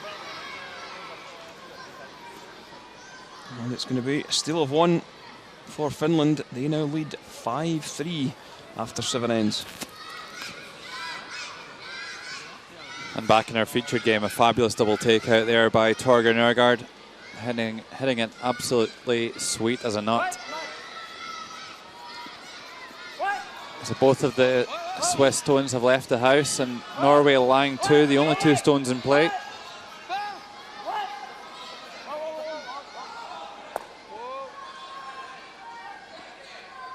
And that one just slightly overswept, rolls too far. Should be an easy take out here for Thomas. Jeg gidder ikke å pifle. Jeg gidder ikke å pifle. Vi har hatt med at han blanker egentlig. Da var det jævlig fint å ta det egentlig og rulle langt.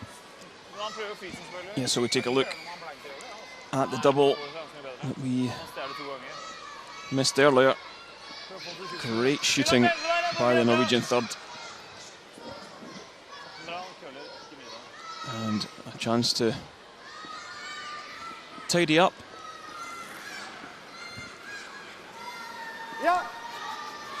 You don't think there'll be anything too fancy here from Thomas. I'm sure he would lie too if he could get it, but the primary goal here is to get rid of the red shot stone. Does so, but leaves the yellows just a little bit close together, and I wonder if Switzerland might sense an opportunity there.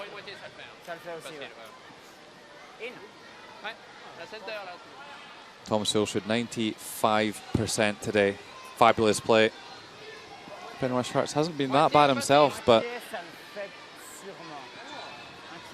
Thomas Hulshood just too good at times.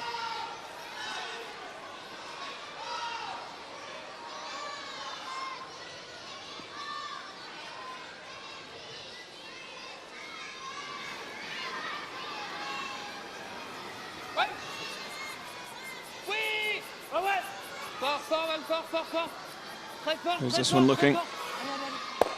Just picks the single. Well, that was a bit of a must make for me. If you're going to try and blank the end there, you need to make that one, because it very much now looks like Norway are going to be forcing Switzerland to score 1. They're just going to draw another one in here.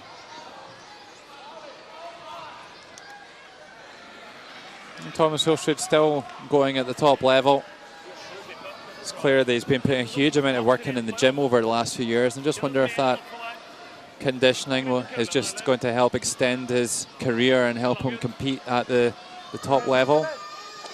More and more the sport becoming a kind of a young person sport, especially with the time and dedication required to play at the top level.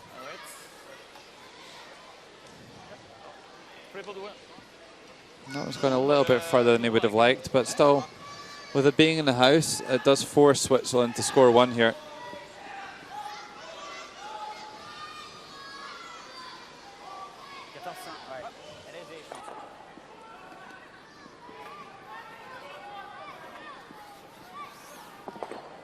14-5, c'est bien. Il était 13-8, lui.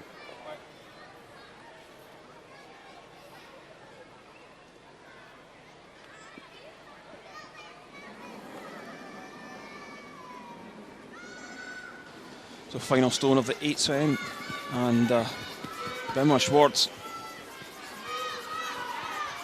needing to be in the 4-foot. Fort, les gars, fort, fort, fort. Oh, this has got a long way to go here. Can the sweepers drag it down? All 3 of them in there now. Trying to cajole that one into the 4-foot. Oh, sneaks in. A great scrub from the young guys. Reto Grebe almost didn't carried off the ice by Pierre de Cruz after that one. Great sweeping. And that keeps the game alive here. After 8 ends, it's Norway 4, Switzerland 3.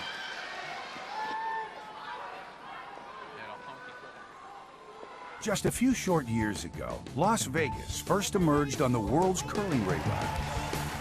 Today, it's the world's curling hotbed, with 2 Continental Cups already in the attendance record books, a 3rd one ready to rock this coming January, and the biggest one of all, the World Men's Championship, coming in 2018. For complete details, visit LasVegasCurling.rocks. You gotta be there. Las Vegas rocks.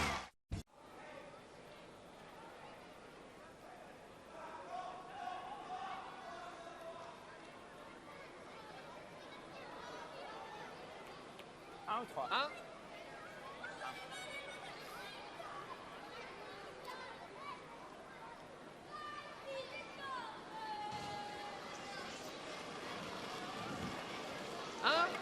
Ninth end here at the Gruyère European Curling Championships 2016. The A division match between Switzerland and Norway.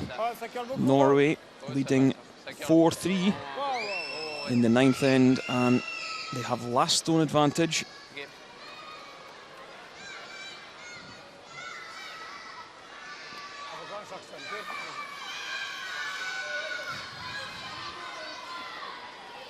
Well, with a 1-shot lead and the last stone advantage here in the 9th end, I think Norway will be setting out to play a pretty clean end, and if they can blank this end, or worst case be forced to score 1, then that's going to put them in a strong position coming home in the 10th end. The last thing they want to do here is to give up a steal and have it a tie game coming home. So they're going to draw the wing here. This is quite a common approach to trying to blank the end. So that's one that Switzerland will have to be wary of. They don't want to play a takeout on it at this point, because it's not going to help their cause in trying to force a score. That would be playing right into the Norwegian hands. C'est 2, ça va. Il est bien assez. Une, c'est bien. Large. Large, mais très proche. Oh, oh, Sur le logo. oh. Sur le logo. Ça a l'air vite. Hein. Oh, on est bon. Fake. Non, oh, So oh, bien. here is Scotland versus Italy, and Tom Brewster with a chance to take a 2-shot lead if he can hit and stay with this takeout.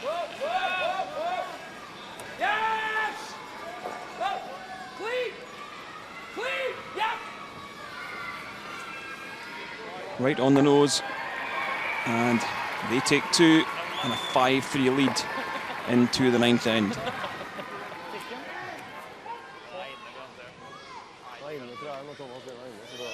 Håvard! Det var urørt 15-6, så jævlig glatt. Hvis vi skal dra, jeg tror det er ute, bare sjekke. 15-6, ganske glatt.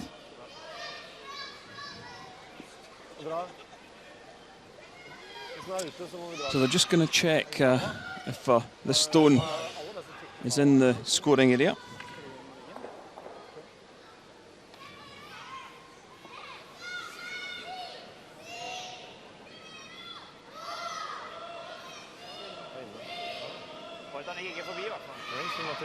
No, I don't think the biter quite past the stone there, so it is able to be removed, and that's the first mistake of the game from Valentin Tanner. So the free guard zone rule is not in play here. If the stone had been an inch shorter, then this stone wouldn't have been able to be removed from play. So this will make life just a little bit easier for the Norwegians.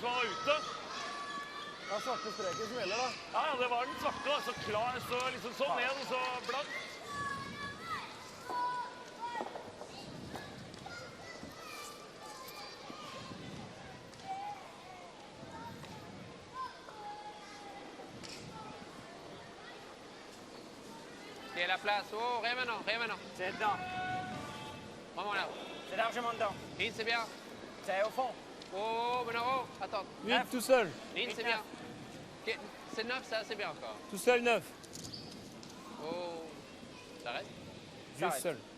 Faut être shot là-dessus. Hein. Je suis pas sûr. Well, this one's a little bit speedy and it's going right through the 8 foot. Still lies in shot position though. Not too much for Norway to be concerned about here.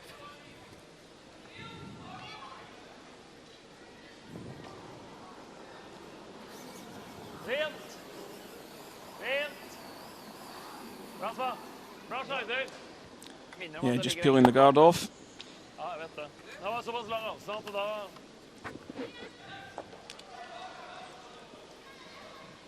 Thomas Ulsrud been in this situation so many times, and he'll be fairly comfortable. And one team that isn't comfortable at the moment is Denmark. They trail Russia 6-5. Johnny Fredriksson needing to try and stop the rot. 5 unanswered points here in this game.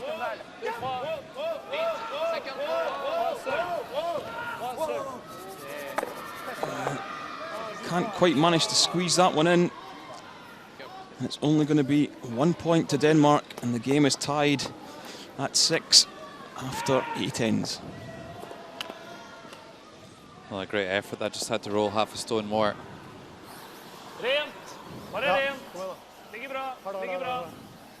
This is a pretty ideal situation for Norway at the moment. No guards in play, nothing in front of the tee line even. Very much looks like they're going to be able to score here in the 9th end to take a 2-shot lead coming home.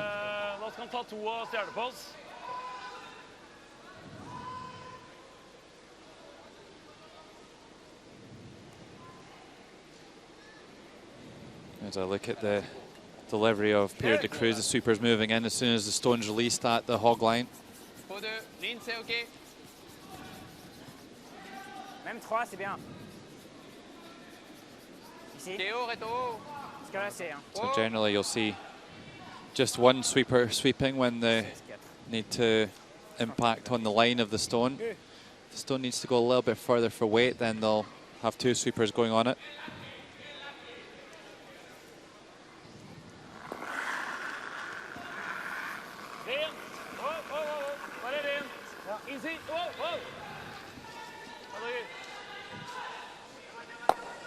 So, peels the centre off.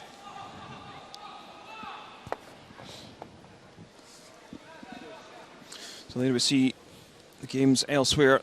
One game finished already. Sweden 10-3 winners over Austria.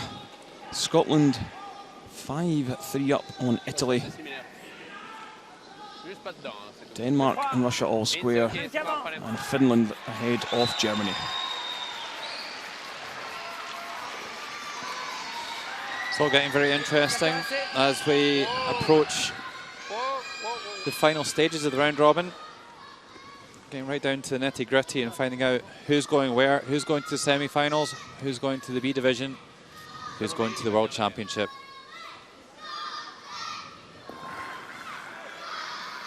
And also in the long term, who's going to the Olympic Games. Of course, the teams do need to make it to the World Championship to pick up those all-important Olympic points for their nation. None on offer here at the Europeans, but qualification rights are there. The top 7 teams qualifying for the World Championship for the European berths. And also there's an 8th spot available, which can be challenged by the winners of the B division. Moi, j'aimerais mettre un peu plus de faire jouer une pierre un peu plus difficile avec le draw. C'est bien? J'aime bien là. T'es n'importe où là, il n'y a pas de dos. Non, mais attends, Hein? juste là, comme ça, décalé. Je pense que ça c'est parfait. Exactement là. Pile sur le E là. Hein? Ok? Switzerland just going to try and freeze this yellow stone in the back ring. Juste là.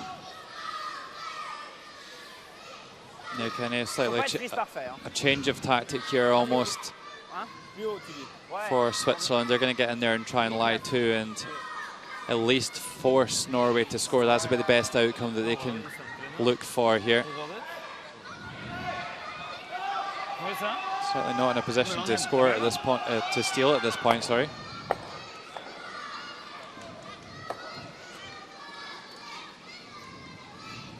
Switzerland already lying shot position with that stone in the back ring. On est où?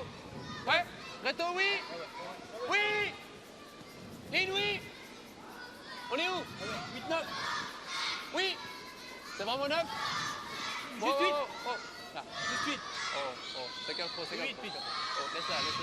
Laisse-la rester. Doesn't get down there to make the freeze, but probably still stays short enough to make it a tricky double for Norway.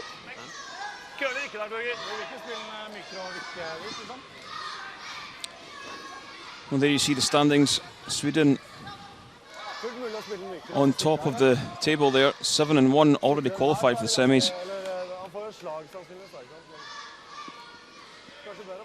Austria, Denmark and Finland can't make the semis, but all the other teams are still involved.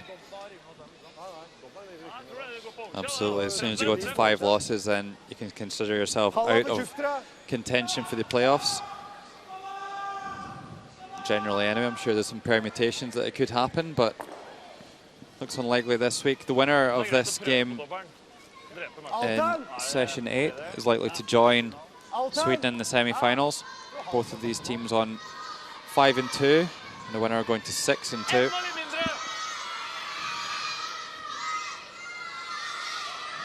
So with all these teams bunched up on 3 wins, then they wouldn't be able to catch any teams on 6 wins, so that would definitely put them through.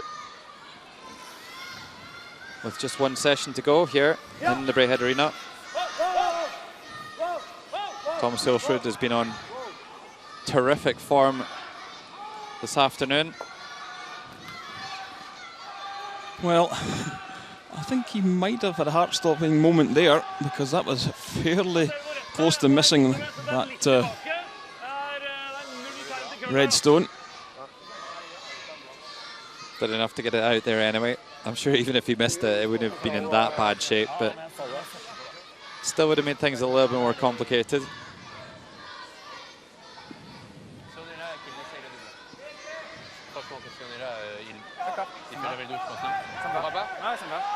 Si on est 6 là, il fait quoi là?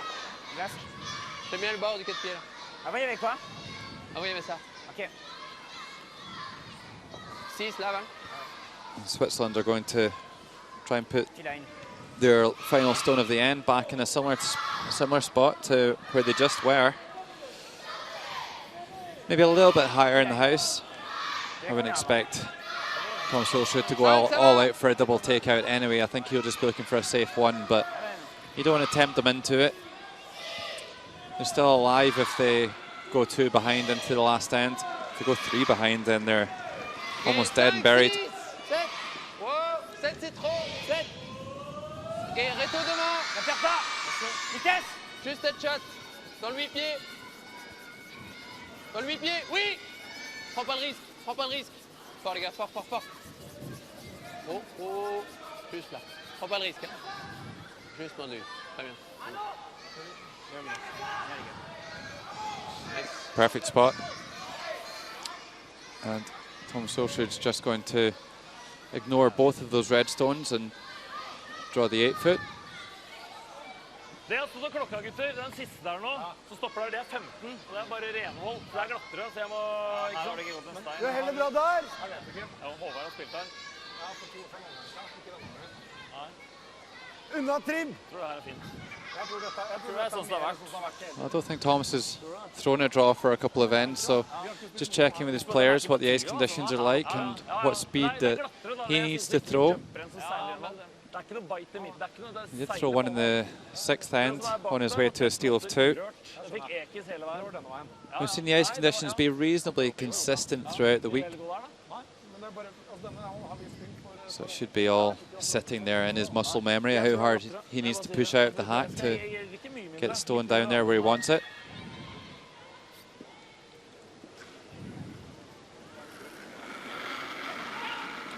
So this final stone of the 9th end.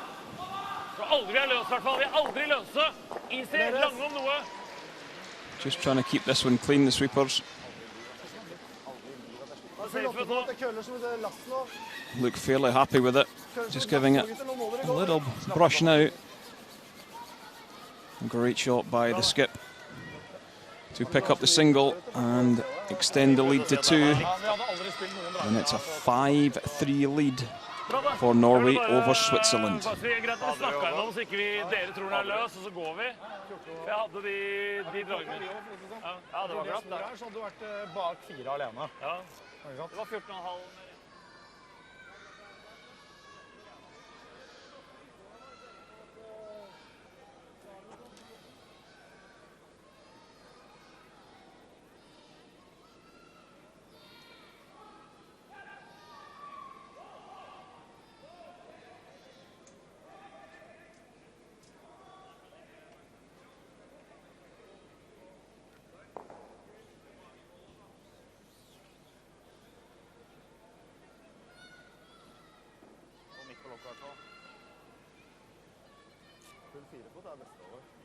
Mener du det? Han runder den hvis vi blir kvitt corner nå. Det er bedre å ligge på glukket da, vel?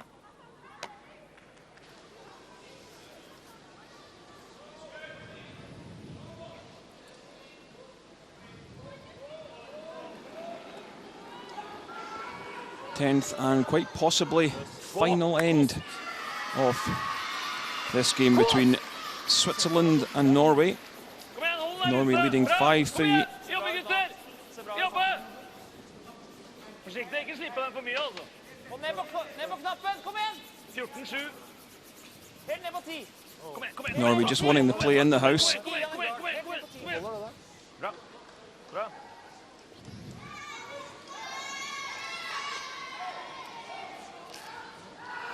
Jeg liker den til inn, men...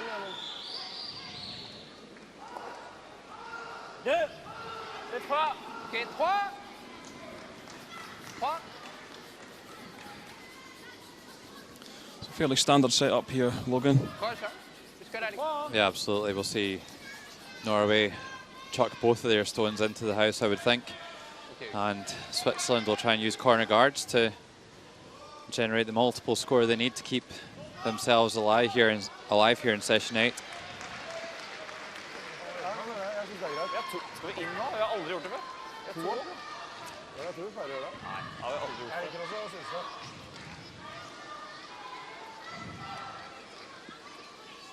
There's really just one end that's swung it in the favour of Norway. They hung in there in the first half and then pulled it out the fire with a terrific 6th end to steal 2.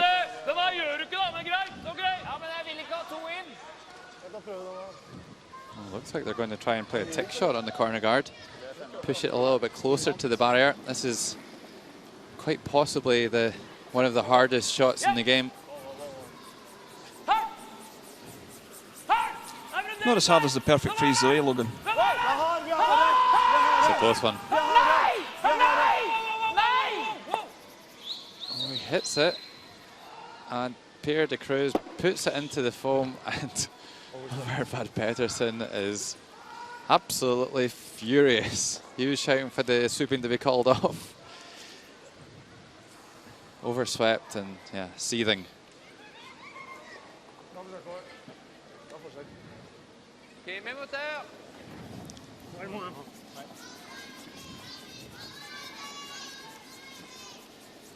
Just need a slightly thinner connection on there, so the free guard zone rule comes into effect, and the shooter stone is removed from play. The guard's replaced. And Switzerland put another one in the free guard zone. However, that rule's now passed. 4 stones have been played in the end, and the second players are coming down next.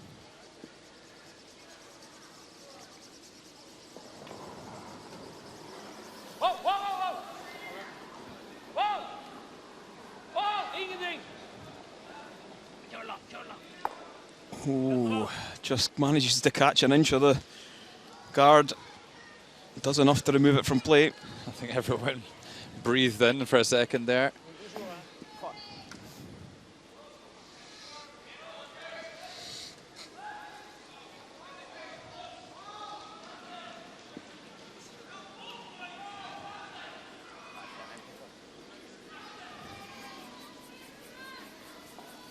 Regarde un coup, regarde. Val, lève la tête. Juste là.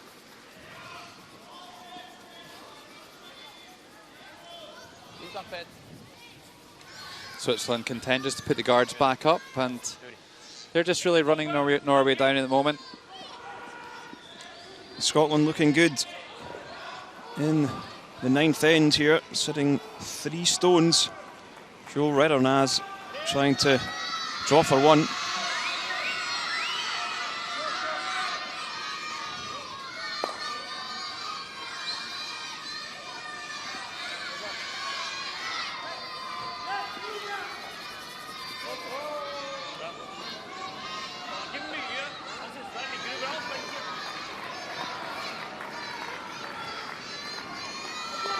And he does it. Gets a little lucky, rubbing off the other red. Cuts the deficit to 1, and they trail 5-4.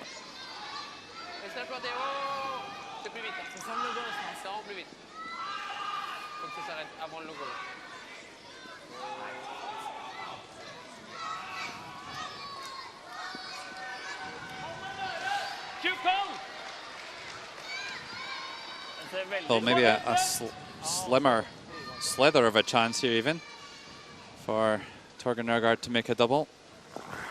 Slight angle left in these 2 guards. Flamethrower of a takeout coming down here. Doesn't quite manage to get rid of both of them.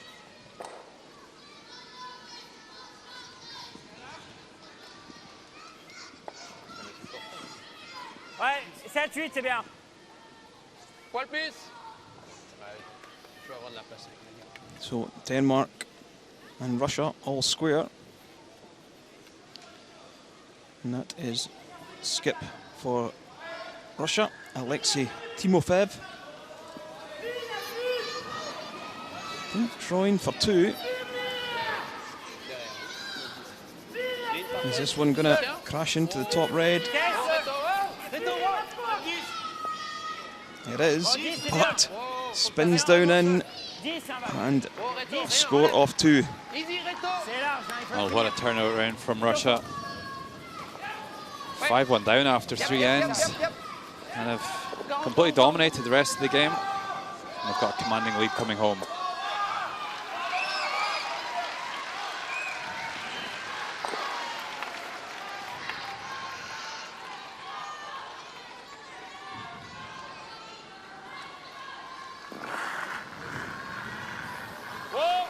Well, back to the peeling show here.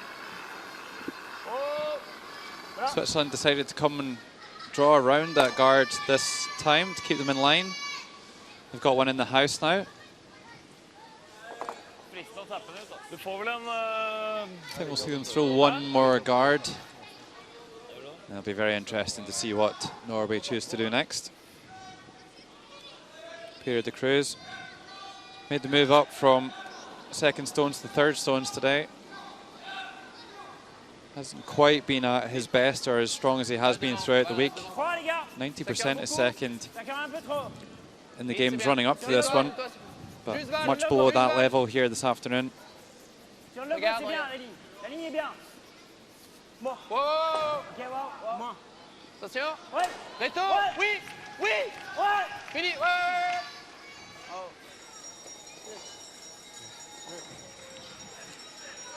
I think Norway have actually called their timeout. Har ikke noe på utsida. Har vi noe på utsida? Torgeir går i den garden der.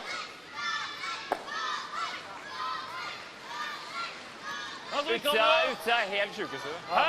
Utsida er Just listen to see what they say. Ja, men samtidig så må du bare spille frysen i hvert fall. Jeg liker gjerne å spille frysen, da, egentlig. Ja, frysen også gjør det. Hvis vi har, det var glatt bak dit. Men i det øyeblikket vi driter oss ut, da. Da må vi slå rulle.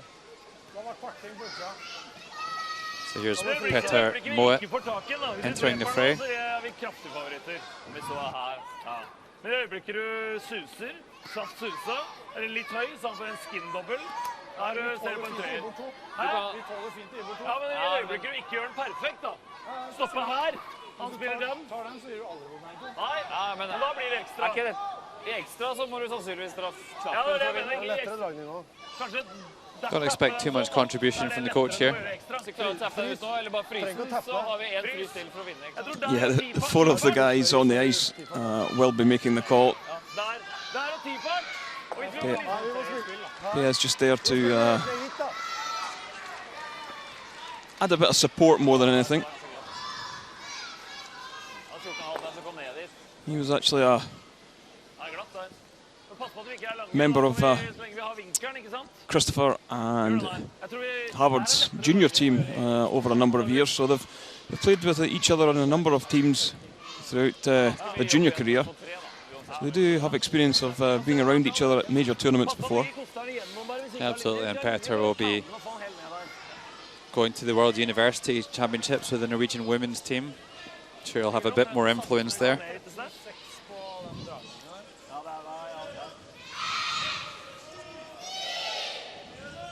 So the guard does go back up, and the discussion there was, well, do we peel or do we draw around and try and make a freeze on the back one and try and kill the game off here in 10? It's been a well-worked 10 so far from the Swiss.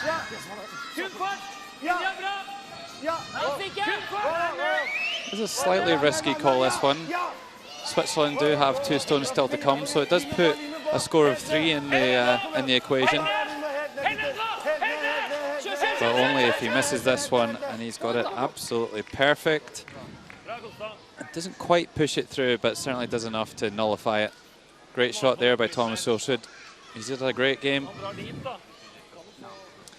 Yeah, now Switzerland have to pretty much score with the 2 stones that they have remaining.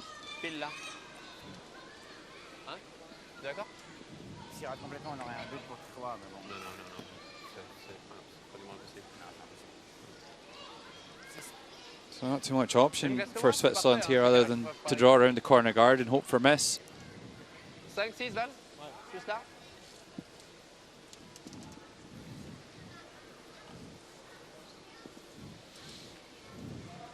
Really was a super draw there by Thomas Solsrud. You would have seen a lot of teams peeling the corner guard there and playing it safe, choosing to almost go down the extra end with the last stone, and that being their best chance to win. But Norway not content to do that. They choose to make the freeze and try and kill the game here in the 10th end.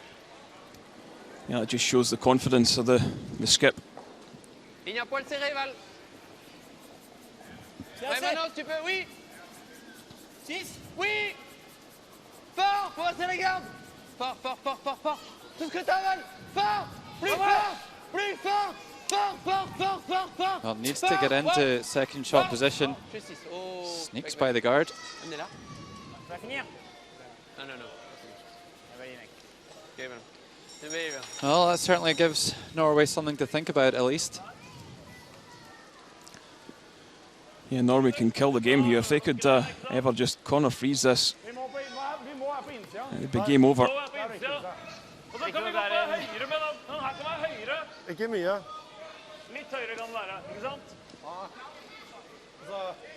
I think from where Håvard Vad Petersen's standing, he's looking at the peel around the outside, but doesn't look like they could see a piece from the hack, but they have just thrown the draw after all, so it doesn't really seem to be a consideration here. Good for the sweepers to have a look as well, just find out where that red stone exactly sitting. Just helps to prevent any miscommunications and putting the stone in the wrong place for the sweeping. 3 minutes, 15 seconds left for this final stone, so time certainly not an issue. Mye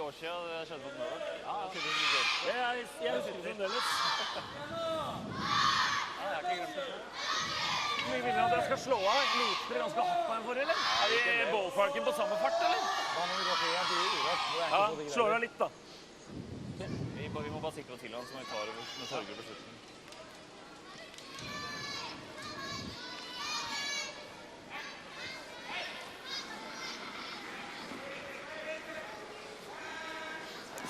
Thomas Olsrud on the in turn. This swing looking rather pacey.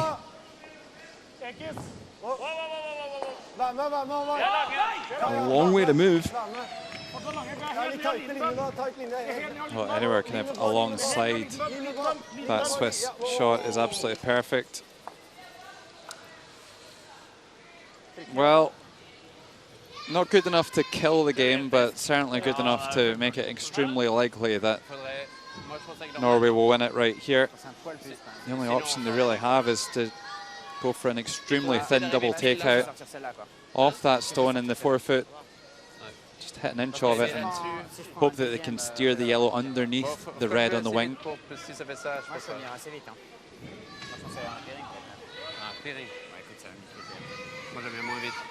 Il faut sortir celle-là le problème. Hein? Normal, c'est pas assez vite pour la sortir. Moi, je pensais 9. Il faut en tout cas 9 sur un dixième, quoi. Oui, mais un dixième. Hein? Prends le time-out. Time out. So, timeout called. Moi, je pense qu'il faut jouer pass clearing. Claudia Pesha will make his way down onto the ice. Tu penses que ça c'est plus facile? Tu penses que ça c'est plus facile? Non. Voilà, tu vas pas l'enlever. C'est tellement dur à voir, ça pite. Non, ça c'est assez facile à voir. Ouais, c'est le plus fin possible. C'est un clearing fin. C'est juste qu'une pêche. Mais qu'est-ce que tu fais avec la pêche en fait? Une pêche, tu fais ça, si t'arrives là, ça fait trop chier, quoi. Tu vois, je veux dire. Oui, mais c'est le même problème avec le 9. Hein. T'es obligé. Il faut taper tellement fin. Moi, à mon avis, avec le 9, je suis pas sûr qu'elle sort. Hein. Je suis pas sûr à 100% qu'elle sort. Moi, je trouve que c'est plus facile. Parce que si t'es juste à taper fin, le balayage, c'est plus facile que 9, tu vois, pour prendre ça. Hein? Vite, non? C'est juste la vitesse, quoi. Je crois que t'es obligé, Pete. Ok, ouais, c'est vrai que c'est assez... Non, mais ça, faut prendre tellement fin. Je suis pas sûr que ça sort En 9, c'est difficile à voir. Ah ouais. Ça? C'est bien, ça. Ah ouais. C'est trop dur à voir. Hein?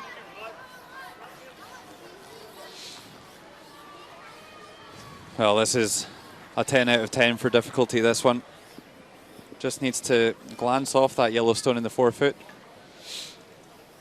Maybe just hit an inch of it and then hit the perfect spot on the other one. And then the trick to that is going to be really controlling the shooter and not spinning it out the side of the house. So tough shot here for Benoit Schwartz.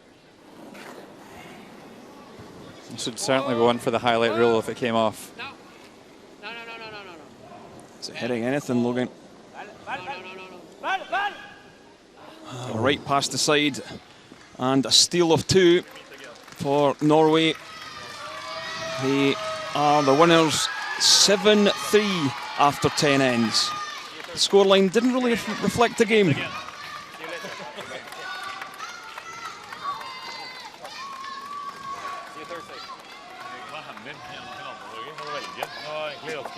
Grattis.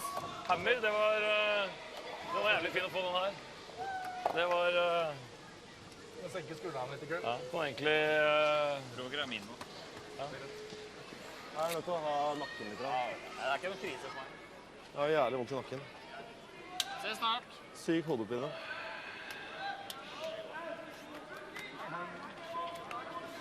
Thank you. So over on sheet B, Scotland's Tom Brewster, 5-4 ahead of Joel Retternaz. Just needs to be fully 8 foot to pick up an all-important win and keep their hopes alive of making the playoffs. Well, takeouts haven't been his friend in the last few games, so maybe good that he's playing the draw here. Certainly got enough running at the moment.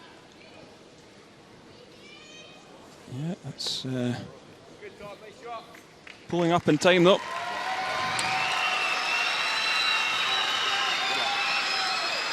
And that's a win for Scotland. And the crowd go wild. Great support for the local side. Yeah, you can almost see a little bit of relaxation in Tom Brewster's face. It's been a hard couple of days for him. So that confirms Scotland's place in the World Championships.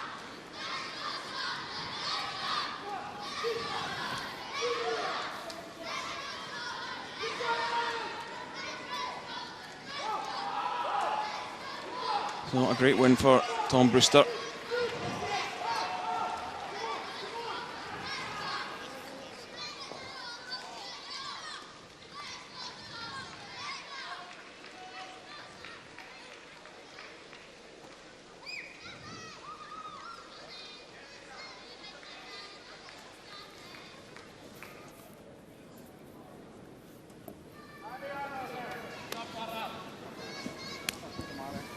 So elsewhere, it's Russia picking up an all-important win over Denmark. They trailed 5-1 early on in the game, but turned things round about to keep their hopes alive of making the playoffs.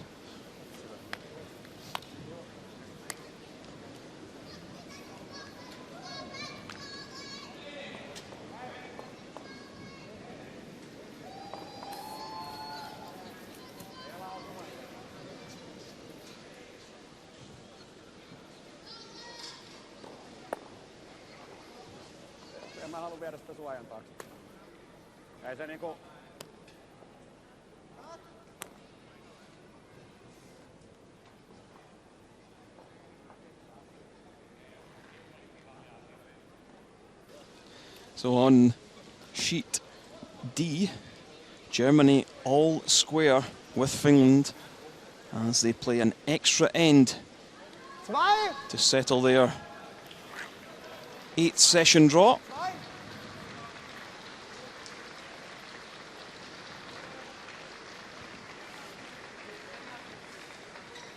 That's good, schön.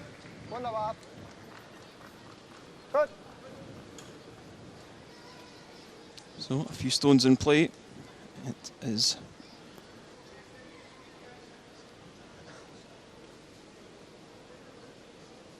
Alexander Baumann for Germany and Aku Kausta for Finland.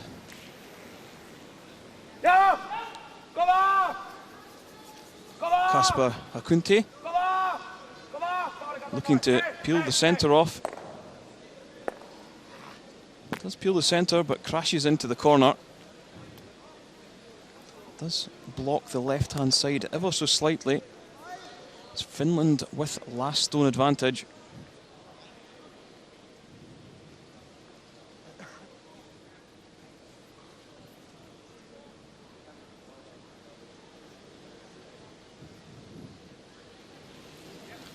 Manuel Walter.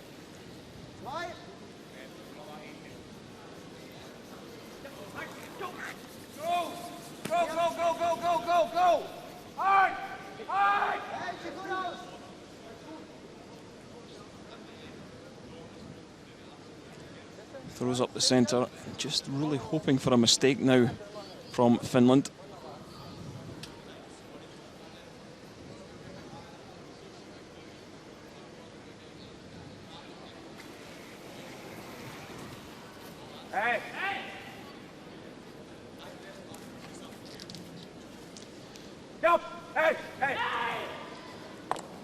Oh, gets rather fortunate, catches it really, really thin, peels the centre across to the left and rolls one of the yellows away.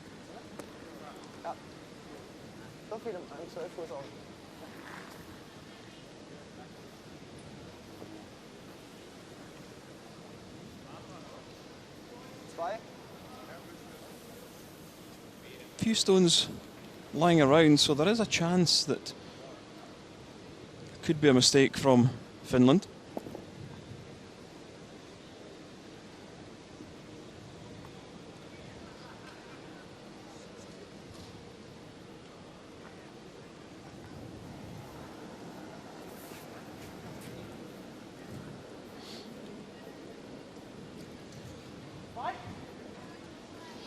2-3, 2-3 ist gut. It looks like just a centre guard here for Alex Baumann. Sauber. 2-3 ist gut. 2-3 ist gut. Finland will be reasonably happy to have the centre play wide open. Actually looks quite a lot like their position against Denmark last night. Finland skip Aku Kausta just had to draw the 8 foot and sent it sailing straight through to a heartbreaking loss. It's an absolute must-win game here for Aku Kausta and his Finnish side to stay in the A group. So this is the final stone from Finland in the 10th end. And didn't quite make the double. And that allowed Germany to make their single.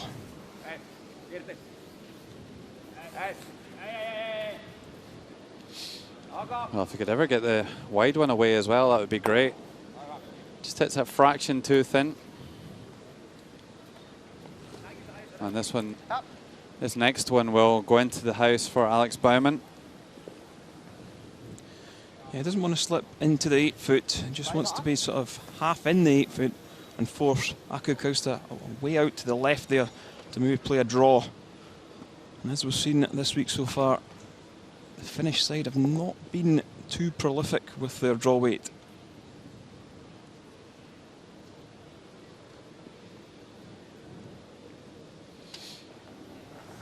Well, Alex Baumann has, though, super draw play in the last few sessions since this team change has come in, and Ryan Sherrard, the Canadian, is playing in the lineup, and they've been much sharper, much more effective in putting wins on the board.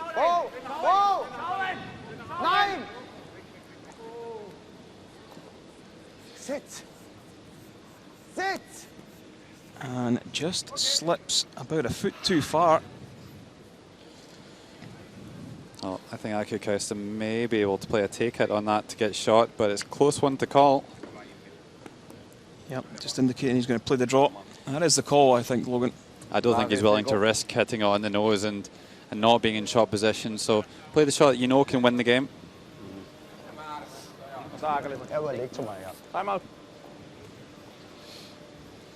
He's going to call the timeout. I think he knows what shot he's going to play. He's just going to get some confirmation from his coach. Se ei ollut mitenkään toivottoman kauas heitetty se pauli ja niinku Jos tulisi inni seinä, niin olisiko se tässä? Sekään ei ole iso merkki. Harjalla pystytään pitämään. Jos se tämmää tonne, niin silloin me ollaan rollamassa liian pitkälle muille. 14,5 on määrässä tuosta. Kumarut heittää. So here's the Finnish coach, Kalle Kiiskinen, Ihan sikaliukaset. Olympic silver medalist in 2006 with Markku Ysipalvaniemi. Riittää ja tänne vähän varaa pyöräyttää. Ulospäin ei oikeastaan.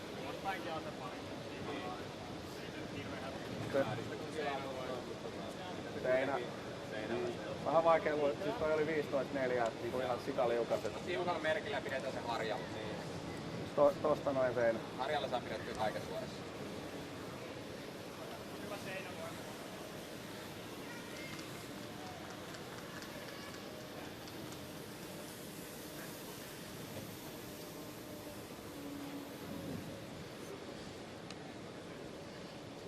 So electing to play the takeout, Logan. I'm not surprised at that.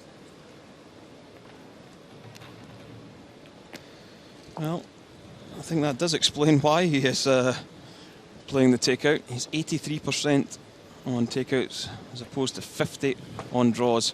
But as a skip, you should really be able to make an 8-foot draw to close a game out. Well, perhaps some of the demons from last night in his brain as well. So doing what he thinks is the best chance to win this game. Final stone of the 11th end.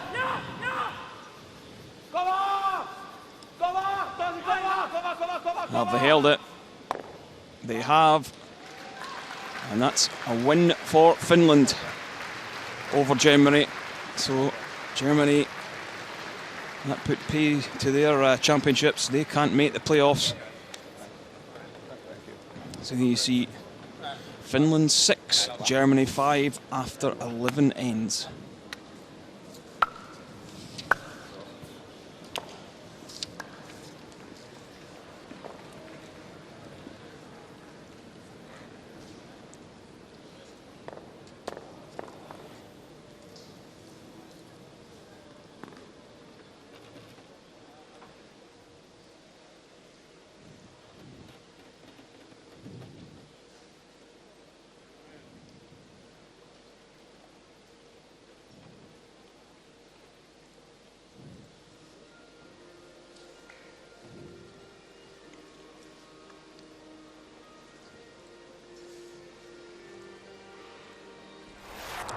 Switzerland versus Norway. 6th end. You see Norway sitting 3. And this was Benoit Schwartz attempting to draw one to the pin. And it was just a little heavy. Sticks on the back one. And it would be a steal of 2 for Norway and a 2-shot lead. 9th end. Thomas Ulsrud facing 2, but the experienced skip knew what to do and ignored the 2 Swiss stones out wide and dropped that one right in the forefoot for a single point.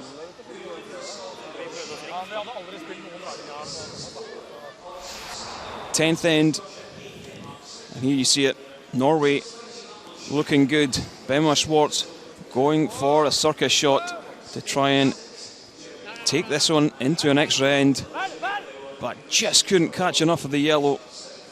And it was another steal of 2. And Norway the winners, 7-3 after 10 ends.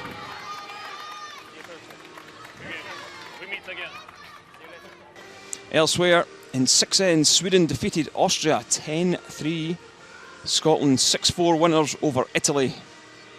Denmark losing a 4-shot advantage to lose 8-6 to Russia.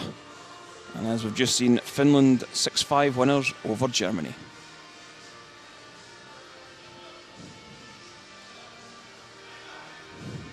So here's the standings. Sweden and Norway qualified for the semi-finals already. There's a host of teams that can qualify. That's Russia, Switzerland, Scotland can make the playoffs. But Austria, Germany, Italy, Denmark and Finland, the championship all but over for them, but the chance to stay in the A division is still to play for.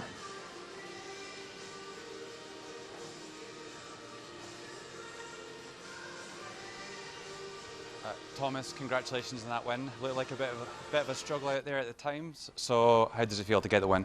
This was a big one for us. I think we're pretty much qualified for playoffs now, or are we? You tell me. I think so. Yep. Yeah, good to know. Thanks. Yeah, that's what I thought in before the game. So that was a big game for us, and now we can sort of like. Last game is a tough one. It's against Sweden, but Switzerland this morning now was tough one for us. What was it that was causing the team problems in the first half? Basically, I can't play all the rocks. I have some teammates, but no. Joke aside, we had some struggles with finding out about the ice and the rocks, and once we figured that out, we played pretty well.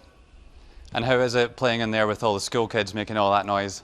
Does that cause any problems? One thing for sure, I'm never going to work in a kindergarten, so that's for sure. Thanks so much, and good luck in the semis. Okay, thanks.